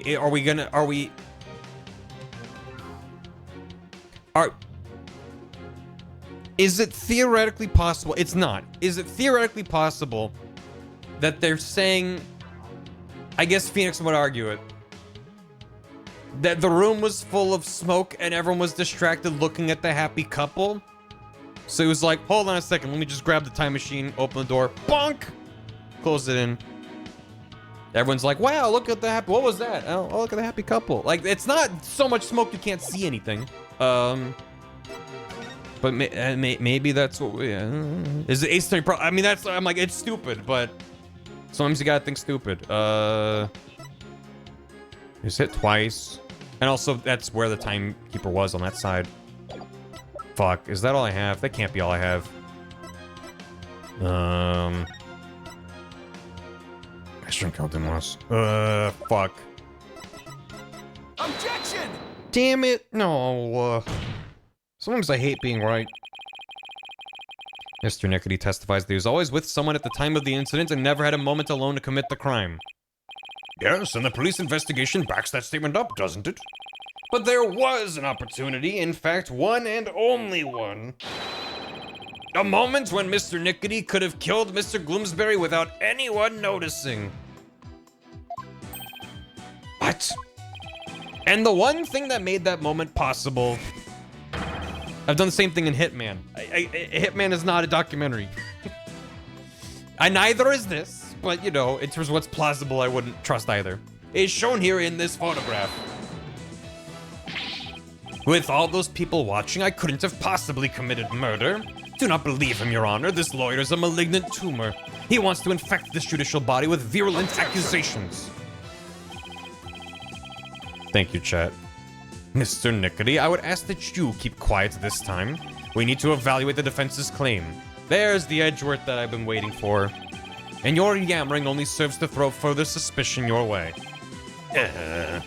Mr. Wright, let's see this one thing you mentioned. But be warned, this had better not be one of your offhanded claims. Who do you think you're talking to, Mr. Edgeworth? Very well, Mr. Wright. Please point out for us the one thing that made the moment of the murder possible. That one moment when it was possible for Mr. Nickety to kill Mr. Gloomsbury. The one thing that made a single moment possible is this. It's, you see how the bouquet changed color? That's what did it. It's the thing. The one thing that made the moment of the murder possible is this thick mood fog that engulfed the entire reception hall. It is under the cover of this fog that Mr. Nickety murdered the victim. And you can you can clearly see the fog is not thick enough to cover him up. Clearly see. And if it was thick enough that they couldn't see him, they wouldn't be able to see the bride and groom, which would be bad design for the event. Like, stupid. It's stupid. It's stupid. No, it's not thick enough. I'm saying it's not thick enough. You can quote me on it. What? There's literally a guy.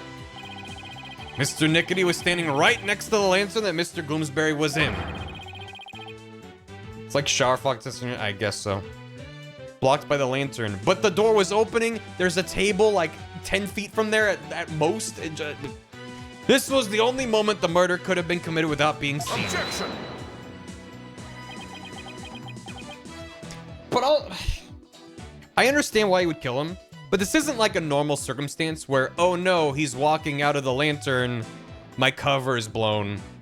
He had everyone there, minus the bride and groom, in on the entire gaslighting routine. And not that he filled them in on the why, but like, he could have easily covered up if Gloomsbury stumbled out, covered in blood, being like, bleh. Being like, all right, I'm closing this off, I'm keeping this inside. No one has to know. He didn't have to kill him, which, it's fine. I can accept that there was a moment when the witness was obscured from others by fog. Someone should hear the dong, because that's what happens when you bonk someone on the head. You hear a loud noise like this. A loud noise like this. But that doesn't prove Mr. Nickety killed the victim at that very moment. If you can't prove the crime was committed during the reception, the trial ends here. Nah. I was so caught up in finding a foothold, I forgot to think that far ahead. A football? Well done, Mr. Edgeworth. It's time to call this trial's time of death. Well, Mr. Wright, can you prove the murder happened during the reception? His claim is dead on arrival. Victory is within your grasp, prosecutor. I know what a head bonk sounds like and what it looks like. You get a big thing that automatically has a bandage on it. Quiet, witness. I have no interest in victory. All I care about is the truth. One that we can only arrive at through further deliberation. Edgeworth. Enough of this, Your Honor. This trial is over. No, Mr. Nickety, that is for me to decide. Mr. Wright, can you prove it? Can you prove that the murder was committed during the wedding reception? Which one? Why is there no verdict? The lawyer's obviously out of answers. They're all infected. Their malignant stupidity is so advanced, not even the best surgeons can save them. Why, that is true. That is true. Not even a brain transplant could cure them. This court is infected with idiocy. It's a pandemic. All this is true. Objection! Mr. Nickety, that's enough already. Finally ready to give up, are you? No, just the opposite, actually. I'll prove the murder was committed during the reception by you. Ang! You'll prove it? Can you really, Mr. Wright? I can, Your Honor. To be honest, I don't know exactly how I'll do it just yet, but if I want to get to the truth Edgeworth was talking about, I'll just have to find that way. Very well, Mr. Wright. Let's have your proof. He's bluffing. Stop him from speaking, Your Honor. I will do nothing of the sort. You're just a district court judge. With the power of the Sprocket family, Enough of your foolishness, Mr. Nick. Wait, what was that? This judicial body will not succumb to the influence of money or power. I love fantasy. Ugh. Now then, let's hear it, Mr. Wright. Let's hear your truth. Think, Phoenix. Remember everything you've learned so far. You can do this. You can find the definitive evidence that will lead us to the truth. Into the brain we go! Think, Phoenix. Wow, there's nothing in here. Echo. How can I prove the murder took place during the wedding reception? If Pierce committed the murder during the reception, he had to have used his shoulder mech, the murder weapon, the reception photo. So I'm gonna go see Miss Frizzle fly by in here. Magic school bus. Probably his mech. No, the mech is innocent. I couldn't even... His shoulder mech. He must have hit the victim with that and... Wait, that can't be right. Think my way through it. Killed him with a photo. Killed him with kindness. This photo of the reception. Okay, does show the scene of the murder. Doesn't show anything conclusive. I have to think harder. He had to have used the murder weapon. That was well timed, thank you. The murderer used the murder weapon. This is the biggest brain blast he's ever had. Yes, the weapon that was used to strike the victim twice. According to the autopsy report, the victim was hit by the same object both times. Without a doubt, he used it to commit the murder. The weapon used to kill Gloomsbury was... the timekeeper, the key of love, the candelabra. The candelabra? No, that was used by Gloomsbury to stab Soren. What was the murder weapon in this case? It was probably the key of love. Nice. It was the murder weapon of murder. Nobody could beat a person to death with such a tiny key. You need like a Sora-sized one. Calm down. Think things over one more time. The weapon used to kill Gloomsbury was the timekeeper. What does the court see whenever Phoenix is doing this? He's just hunched over staring. And maybe he's going... I have to mute the game. He's going... Wait,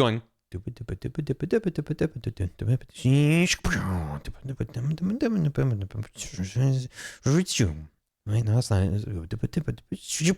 Yeah, okay. That's what he's doing. If Pierce struck the victim during that one single moment, then he must have used the timekeeper. Wasn't it also used for something else during the reception? I love it when he does this. During the reception, it was also used for the cutting of the time machine. The first taste of love, the first startup of love. I don't remember what it was called. I probably check the... It does not say. Nothing that's in here either. I forgot what they called it. Wait, is it in here? Nope. I don't remember. Maya would do that though. The cutting. You cut it. Bride and groom. What does that even mean? They could never get a knife into that thing. It's not a cake after all. Where's my head at? I better focus. Which one of these was the thing? Was it the first startup or the first? Probably the first startup. Right? Did they eat the time machine? That's when the bride and groom feed cake to each other, right? They must have done that too, but I had nothing to do with the case. This is the final stretch. Think! During the reception, it was also used for the startup. Where's your head at that? The timekeeper had been activated. What? Why does this matter? If we activate the timekeeper again now and find any trace of evidence, okay, I see, because it like opens up or something. All right, that was a lot of thinking for a very tiny thing that they. It's just been a long time since they mentioned that, but okay. That would be conclusive proof that Gloomsbury was killed during the reception.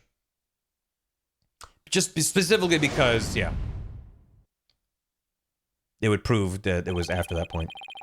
A special ceremony took place during the reception in question. I'm used to those brain blast moments having a more impactful twist than like, remember that thing earlier? That means that this must be then that, which is, it's fine. What kind of a special ceremony? It was called the first startup of love.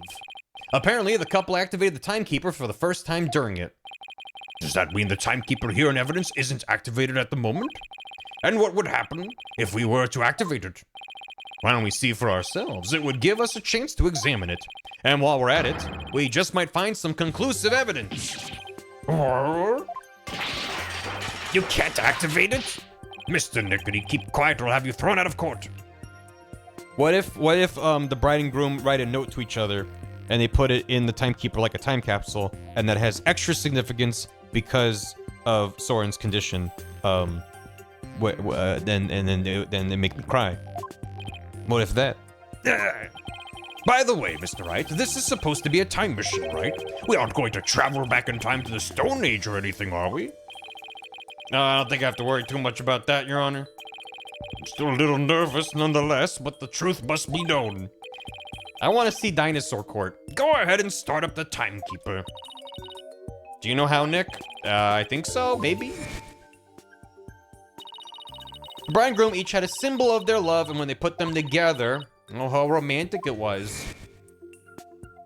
That's how we get to Great Ace Attorney. I think the symbol of the groom's love must be the timekeeper itself. What symbol of the bride's love would fit with the timekeeper? Mr. Wright, are you ready to activate the time machine now?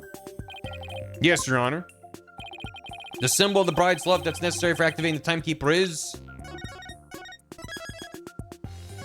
the pendant. It's probably the pendant, right? Probably my badge. That, I mean, that has like a triangular thing, and that has like a triangle in the middle. Probably my badge. Take that! Once we set this in place, we can activate the timekeeper. Set it in place where? Doesn't look like it fits anywhere. You don't think so? Not even if we kind of jammed it in? Mr. Wright, you know what's coming, don't you? A penalty, Your Honor? I'm glad you understand. That will save us some time. Yeah, all right. Make another look at this. It's independent. Take that! Miss Wyatt's pendant is the symbol of the bride's love that's necessary for activating the timekeeper. But then does that mean you can start it up with Miss White's pendant? I believe so, Your Honor. Very well. Please try it now, Mr. Wright. Doesn't she have it on her and she's asleep in the infirmary? If we have it, then that's fucked up. Okay, here I go. I guess we have it, and that's fucked up. But first, I have to figure out where the pendant goes. Oh, no. Maybe like, into that part. I can't select. Oh, there's like a little guy on the side. Probably there. The outer casing's made of metal. Sure wouldn't want to get hit with something like this. Too soon. It's a propeller that's also a clock. It's designed to look like the hands of a clock. I don't think it has anything to do with activating the timekeeper, though. This clock's all the way down. Always has been. Yeah. This hole looks like a good spot. I'll try setting the pendant in here. It fits. This must be the right spot. Now I have to find a place to insert the key. Into the thing. This hole in the middle of the pendant. Could this be it? Mm-hmm. Yeah, there you go. It's a euphemism for love. And nothing else. Oh. Oh. Oh. Oh. It worked. The timekeeper's been activated. Now all I have to do is find proof the crime was committed during the reception. No, there's no way to prove it. I've already activated the timekeeper. Now I just have to look for proof. No, I don't see any proof here. Look how happy she is in there. It's cute. I think I found it. Maybe? Conclusive evidence the murder was committed during the wedding reception.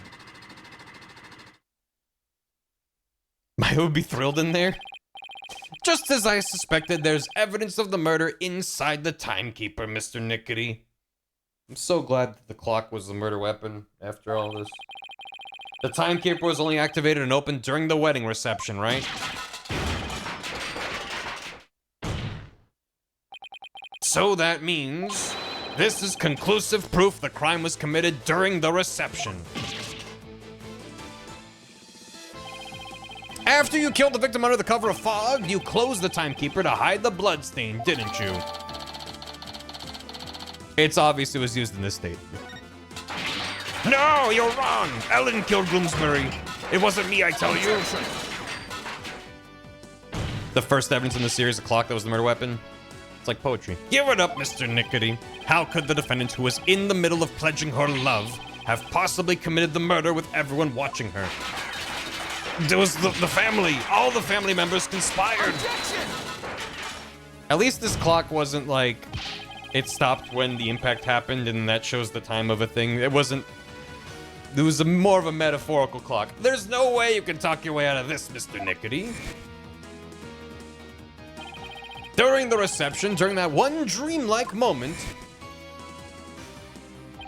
I mean, we knew that this is what happened the moment they had original art for it. They don't usually have art that looks this good for a hypothetical. Which is me metagaming, but, you know. Only one person could have used the timekeeper to beat the victim to death. And that one person was you, Pierce Nickety. Yeah.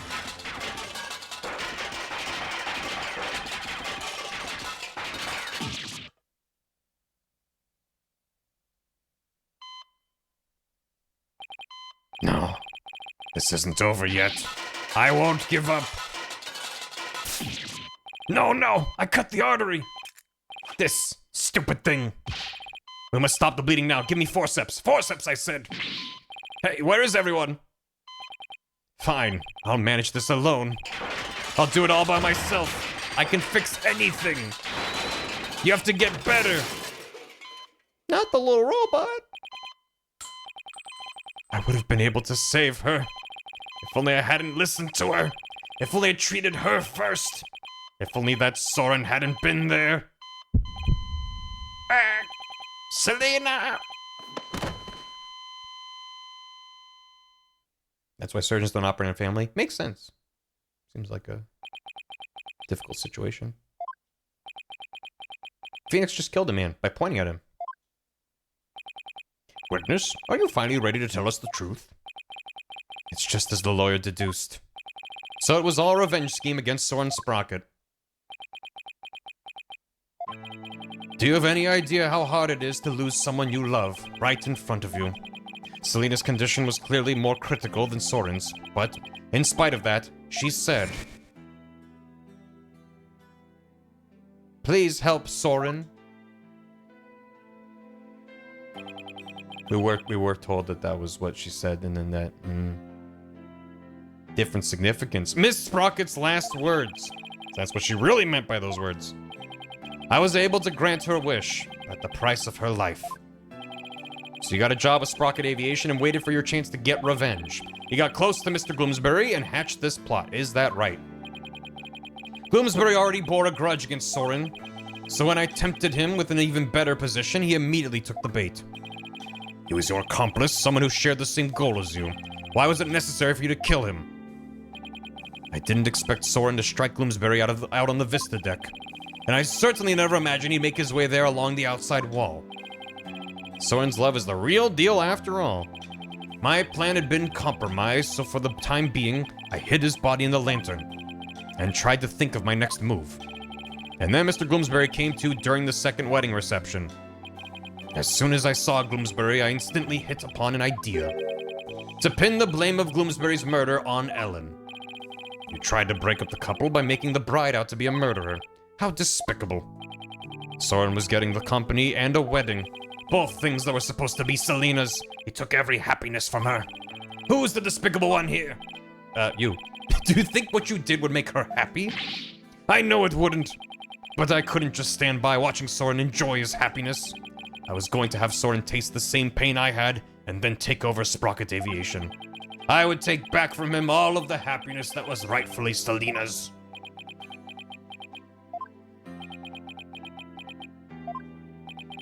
Time stopped for me the day I lost her, just like this pocket watch of hers.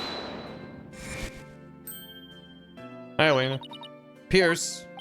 Miss Wyatt. I believe Selena would have said, "Leave this ill will behind. Your time is yours to live." It's too late for me. Time will never advance for me ever again. What? It can't be. You said don't wind it, my dude. I see now, Selena.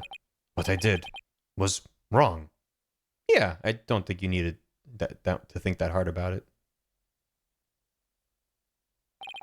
I see no further need to continue this trial. Bailiff, please whack his peepee. Pierce Nickety, another inconsolable time traveler, who lived in time that stood still. That's rough. My watch works again. Maybe I didn't need to kill a guy. Now then, I must render my verdict regarding the defendant. Your Honor? Before you give your ruling, would you please allow me a moment? Very well. Ellen, there's something I need to say to you. Yes, Soren? I've put you through something truly horrible. This whole thing happened, all because of me. I would understand if you wanted to call off our marriage. What? You don't have to do this in the middle of court, you know. Of course not! I've never once thought that! If you stay with me, you'll only face even more trying times in the future. What do you mean? The truth of this incident and the car accident before it. I'm going to tell the public everything.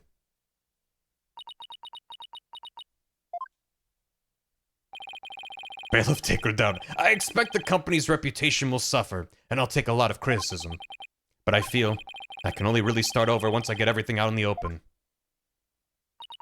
Soren? After all that's happened, I might not have the right to ask you this, but, well, how should I say this? Maybe I'll just... Don't send her a paper airplane.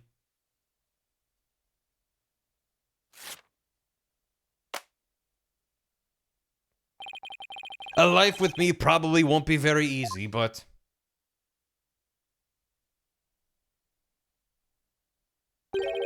Will you marry me? He did ask. That's nice. Yes, of course. Oh. Your Honor, thank you for this time. Please continue with your ruling. Very well. Guilty, guilty, go to prison. Very well. But first, I have one question. Do the two of you pledge your eternal love for each other to the goddess of justice, Themis? What? Huh? Sure. Yeah, okay, Your Honor. I do. Does the prosecution or the defense have any objections? Well done, Your Honor. No objections here. I mean, no objections. Objection is Your Honor. This court finds the defendant, Ellen Wyatt. That's not right. This court finds the defendant, Ellen Sprocket. Married to a guy. Hey. Yeah, woo. We got the happy ending that we all wanted.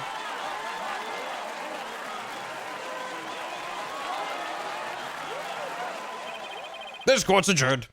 Oops. Bye. We did it. Hooray. Get married, nerd. Well, we were gonna wait till later. It happens now. Nice. Thank you for the notes. Can he marry Phoenix and Edgeworth? I know. It's only 11:36. Ellen Soren, congratulations. Mr. Wright, I can't thank you enough. If you hadn't exposed the truth, Soren and I wouldn't. We wouldn't. But now you can finally start your new life together, right? No, thank you, Mr. Wright. Mr. Wright, we'll be holding our real wedding ceremony in the near future. Would you do us the honor of coming to it? I want you to witness our fresh start. Of course, I wouldn't miss it for the world. And Ellen, this time, it'll finally be happily ever after, right? Oh, yes. The two of you have persevered and overcome this trial together. Now, no matter what obstacles come your way, I'm sure you'll be able to handle them. And there's another thing I'm sure of, too. This person will always be watching over the two of you. Oh, I want to throw my badge at them so bad. Take that! No, I'm not doing it. Selena! Yes, I think you're right. And we promise to live life to the fullest, for Selena's sake too. Right, Soren? This person's gonna be watching over you. The broken lantern that someone was stuffed inside of. Yes, what? Right? That's right. Well, we'd better be on our way. Yes, my love. Oh. Wow, the old threshold carry, huh? Way to show off. We'll be seeing you. Goodbye for now. I'll be looking forward to that wedding. Hold on tight, Ellen. You better believe I will. I'm never letting you go.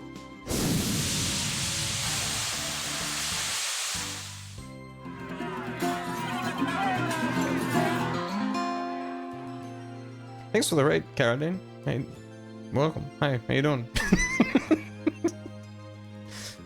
I don't know if you caught that with the raid or not, but yeah, everything's fine. Everything's good. Isn't he bleeding? Oh yeah, actively bleeding. Yeah, they're gonna crash back down. Welcome. Thanks for the raid, Cat. Hope you had a good stream. Thanks for the spores. We're just wrapping up the final DLC case of Spirit of Justice.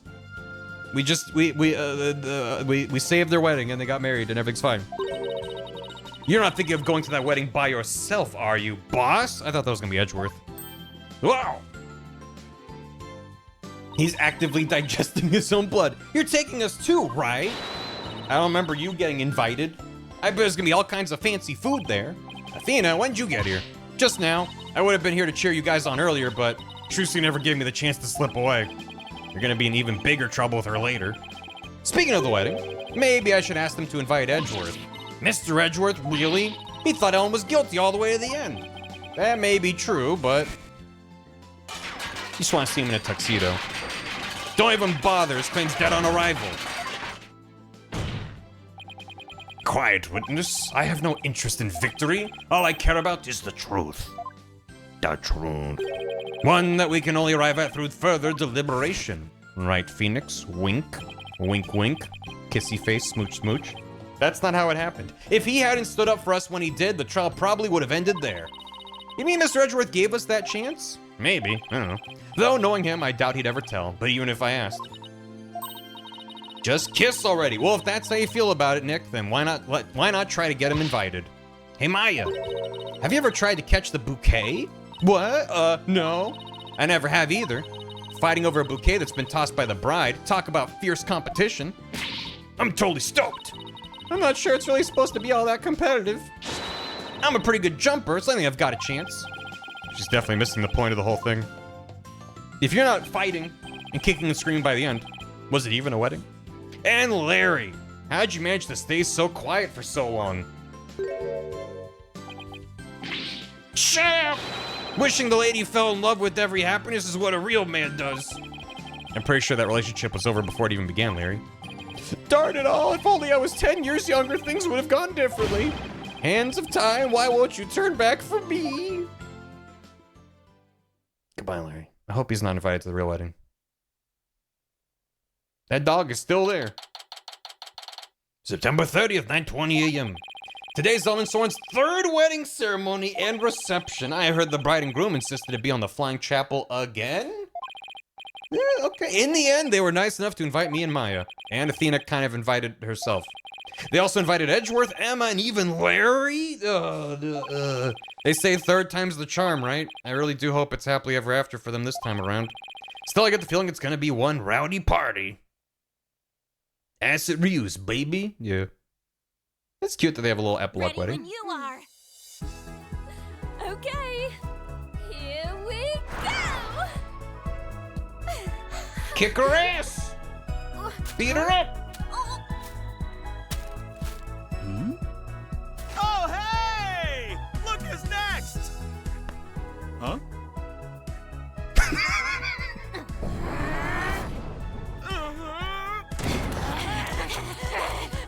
back! Haven't you ever heard of ladies' priest? I'm truly blessed to have you. I'm glad that the epilogue involves Larry getting his ass beat. That's nice. That feels like closure. Okay. The end. Great. Good God. Good God. Good. Okay. Okay. All right. Oh, whoa. Unlock special bonus. Okay. This is a jump scare. Hey, we did it. Death. Death. Death. We're free. Waited 6 games for that. Wait, we're free. That was cool. It was good. Bonus another trial? Super extra bonus trial? No. That's it. That's it. We did it. And now we can all look at the thing that we most of all needed to look at again. Where is it? Where is it? Hold on. Where is he? Where is he? You know what I'm looking for. Hold on, which case was that? Where is he? No, not that. Not that.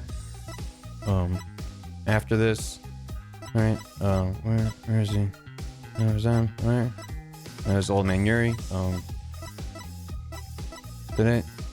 Oh no, it was from, yeah, wait, that was from this one. Yeah,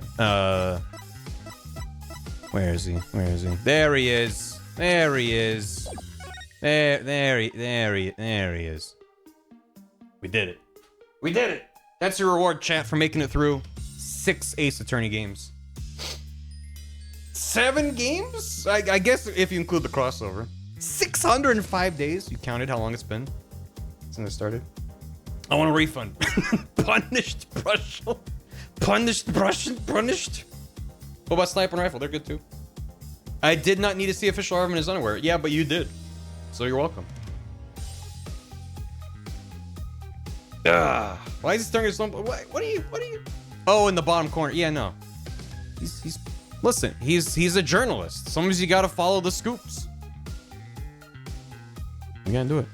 Not to England. Either to England or maybe investigations. I gotta decide if I want to play investigations or not. We did it. We did it, Val. Thank you so much for joining. I very much have enjoyed also different Maya concepts.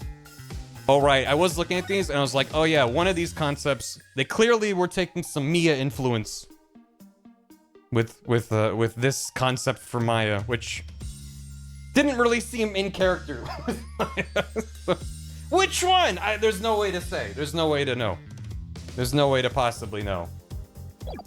Bottom right one. Yeah, bottom right one. That's the one. But yeah, this was a good time. I'm glad I played 5 and 6. A lot of people were like, they're terrible. I mean, some people have strong opinions, and I totally get it. But for what it's worth, I really enjoyed 5 and 6. I thought some very good moments, some of my favorite moments of the series were in 5 and 6. Are they my favorites? No. But I've enjoyed the process of chipping through these games bit by bit, and I've enjoyed hanging out with a bunch of wonderful chatters yelling at me constantly throughout the entire experience. It's been a good time. Now you're on the horse. The Karina concepts. Yeah, there's some really good concepts. Yeah, I do like some of the other concepts for Rafa that kind of scrolled past. Yeah, some of these are neat. Haunts! Yeah. Yeah. Emma! These are good. These are good. It feels like they just figured out some of these characters like first try. They're like, here's Albie, and they're like, done. There's not a page of like, here's a bunch of wild concepts from. They're like, they figured it out. These are good too. Peace and loving. Go back to nature. One single negative time same as a woman. They're like, what about this? They're like, nope. Immediately shot it down. Betty and Bounty. But anyway, thanks for joining me. We're not done. We're done with this. But I'll decide. I mean, I might as well pull it just to see where current chat is on it. If I was going to, it's not gonna be next stream. It'll be a while. But if I was gonna do another one of these games, which would you want to see first? Not one or the other. Which one first? Between Investigations or Great Ace at. There you go. Phantom Pain. Well, that's a separate thing, which I do intend to get back to Metal Gear. It's been a while since we did the last Metal Gear. I want to get back to it, so you better believe it. Look at this fucking guy. Look at this. A game I'd requested in the rec dock, perchance. Also, there's been like 30 indie games that have come out since I started streaming this, so we better believe we're gonna be doing some of those. Good. It's good. It just reminds me of Sploosh Kaboom guy from Wind Waker. It's good. Better note to end on IMO. I've also heard people make the argument that if I'm gonna do both, then Investigations makes more sense to do next. Nice. Thank you. In terms of it being obviously tied to this world and its characters instead of completely separate. So it might be good. We'll see. I'll think about it. Not promising nothing. Oh my god. It's almost got like a Monk Krillin vibe going on down there. Thank you for the bits and resubs and stuff. Thank you. This fucking Dats. I can't believe they hit us with Dats, and I was like, my god, he almost makes me miss Larry. And then Larry shows up, and I'm like, nope, Dats was better. Dats was actually better. Well done. Also, again, if nothing else, I am so impressed by the 3D modelers and the riggers and the animators in adapting something like this to a 3D model that also has to look like that. Is just like so impressive to me. Like they really executed the 2D to 3D transition really well. It's very impressive to me. Man. Oh my god, no shirt? Bro. Oh. We were robbed. We could have had shrimp hair. We could have had tempura hair. The noodle hair was good, but oh man, that's a look. That's good. All right, 65% of chats and Investigations, then Great Ace. If I do both of them. Glad to know that people seem to more or less kind of be where I'm at in my brain. It's good. It's good. Oh god, yeah, there she is. Everyone's favorite character. She was a very fun character, but like I'm still laughing about the fact that I used her in a VOD thumbnail to get like more views than normal. It's funny to me. Look, that was part of her design from day one. The boyoyoing. I'm assuming that the Japanese there just says boyoyoing in so many words, right? It's good. It's good. And I think this is the frame or the animation that made half of chat be like, all right, I'll be back later. Good God, creature. I'm trying to look at the guy. The way you zoom in and then it moves is just like, I wish it let you move and zoom in.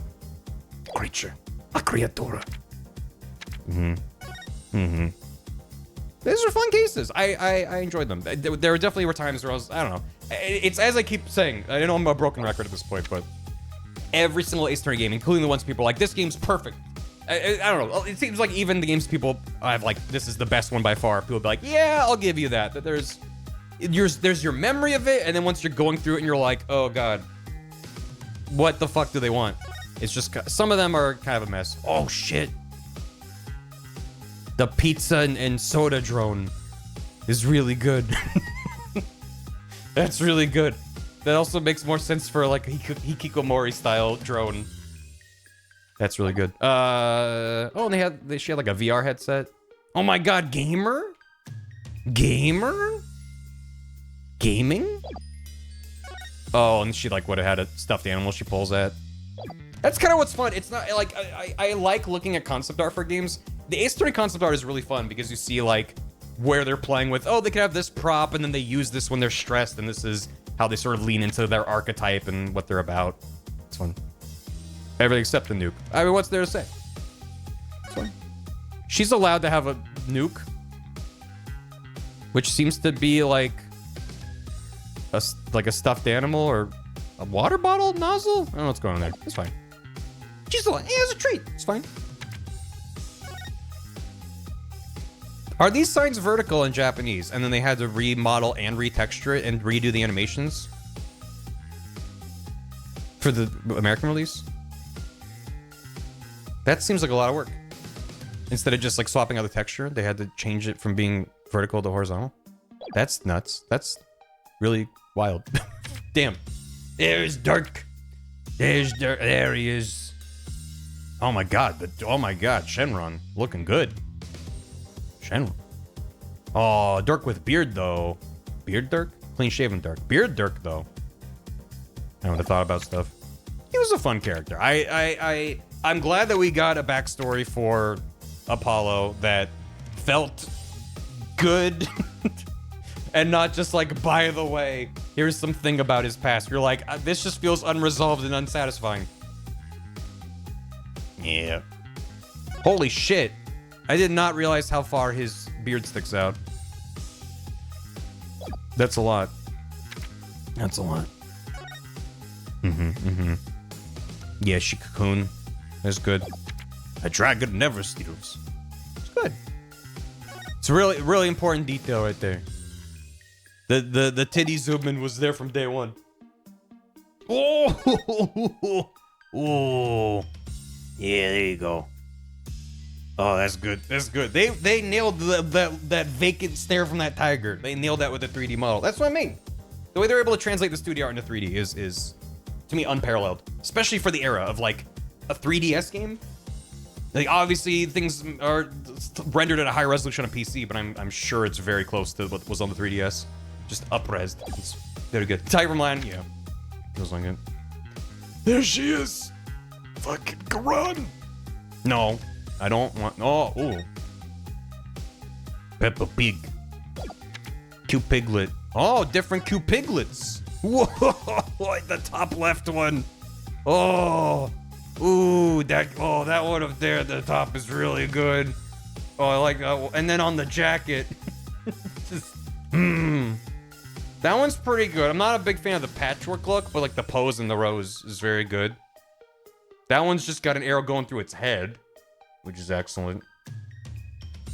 This is yeah. He ate the apples. These are good. The classic Rose pose. Also these other fucking Larrys. Larry. Yeah, these are good too. Like, come on. It's good. She was a very fun character too. Goddamn Rocketeer. Oh man, they made him way more initial concepts. Trilby? It just looks like Trilby. These concepts are much more like, no one understands me, I'm a hotshot, and they really went in a different direction with him. Trilby? Looks like him. Punished Trilby. Little Pierce. Yeah, I didn't look at any of these when I was looking at concept art before. No, not in the bear. Did surgery on the bear.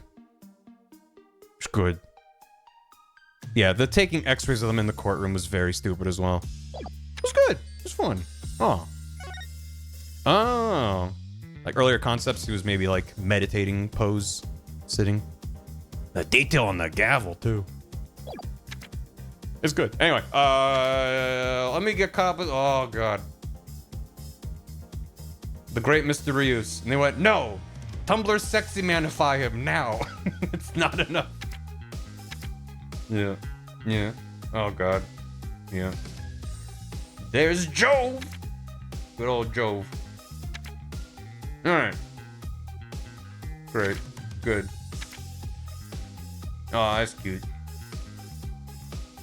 Yeah. Those are very fun designs. Made for one cutscene. And then the DLC. Jove barely got a note. Yeah, I kind of wish there was a little more Jove, but I respect them just kind of leaving it be. Super deformed character art. Oh, yeah. Oh, yeah. Here's one. Oh, thank you. Thanks, that suit. Mm-hmm. Adina.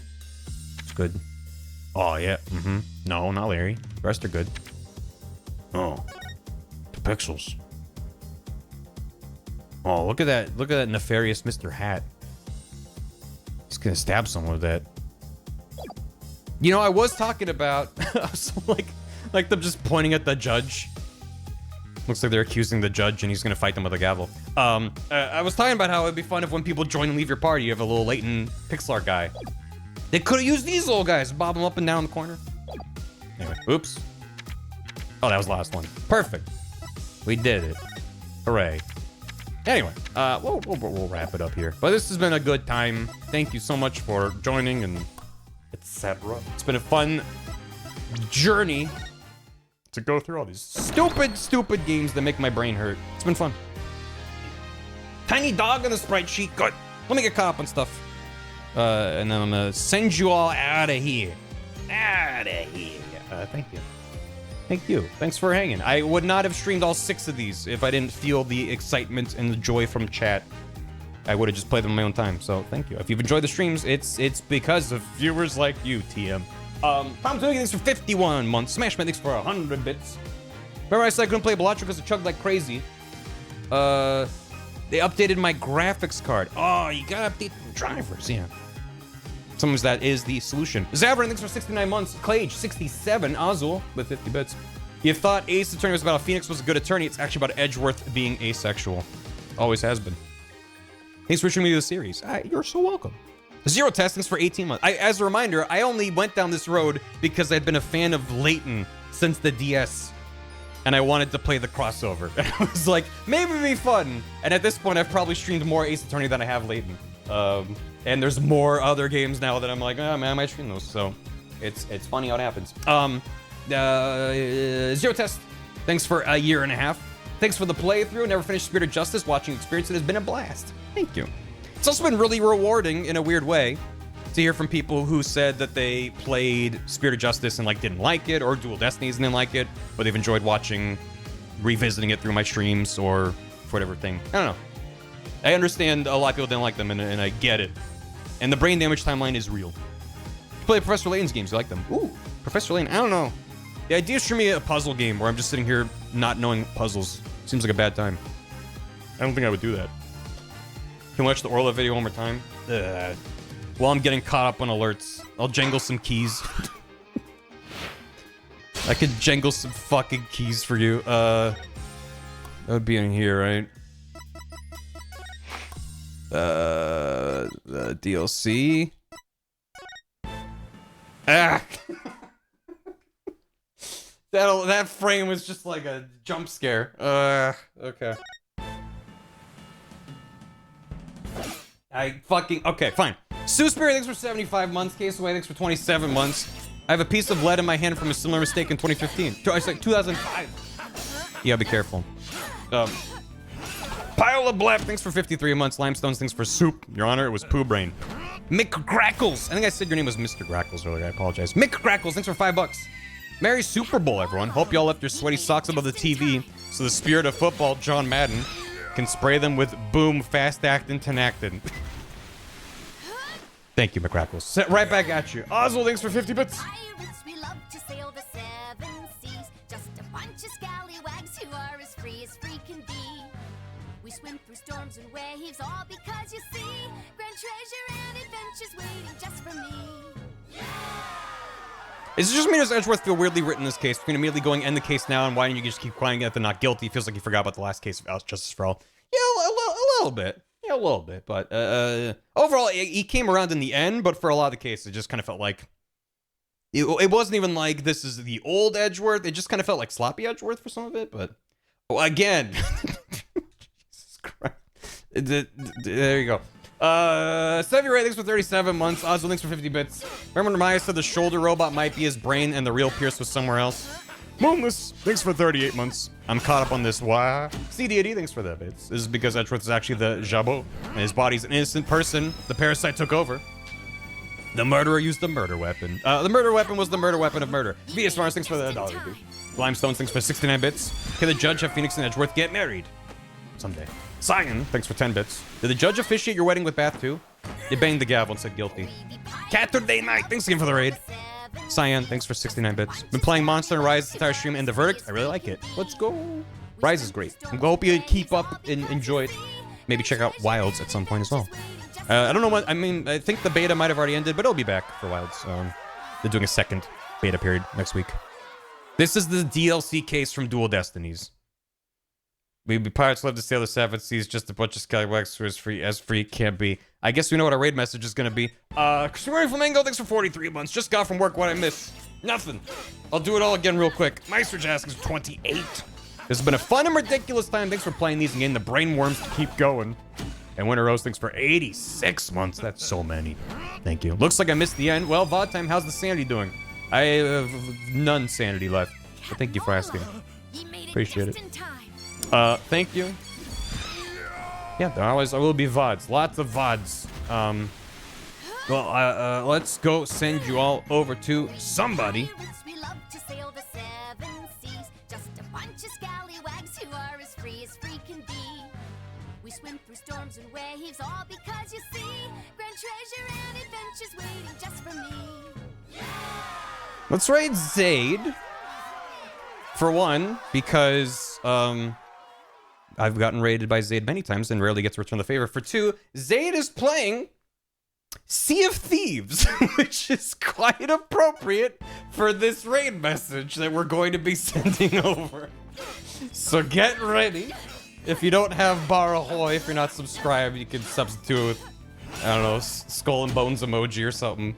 But yo ho ho indeed. So thanks for joining me on a billion streams of Ace Attorney. I've enjoyed the lack of brain cells, just turning to mush. I'll be back on Tuesday with something other than Ace Attorney, which I'm looking forward to. Maybe see you then. We swim through storms and waves, all because you see grand treasure and adventures waiting just for me. Yeah, it just hits so good every time, doesn't it? Thanks for whatever, you know, hanging out, watching, shit posting. It's good. It's fun. It's a good time. See you the next thing, and then again, you better go on the raid. This is on YouTube. You don't have to watch it through my stream. Okay, bye. Goodbye. Have a good one. Get the fuck out of here. Get out. Get down. Stream's over. Goodbye. Thanks for watching. Get out. Thanks for watching, VOD Watchers. VOD Watchers exclusive extra vision. What if I end the stream right before it plays again? Just to spite the VOD Watchers. VOD Watchers should have gone on the raid. Why are you still here? You should go on the raid. I'm gonna go. Thanks for watching. Hope you've enjoyed Ace Attorney. We be pirates, we love to sail the seven seas. Just a bunch of scallywags who are as free can be. We swim through storms and waves, all because you see grand treasure and adventures waiting just for me. Goodbye.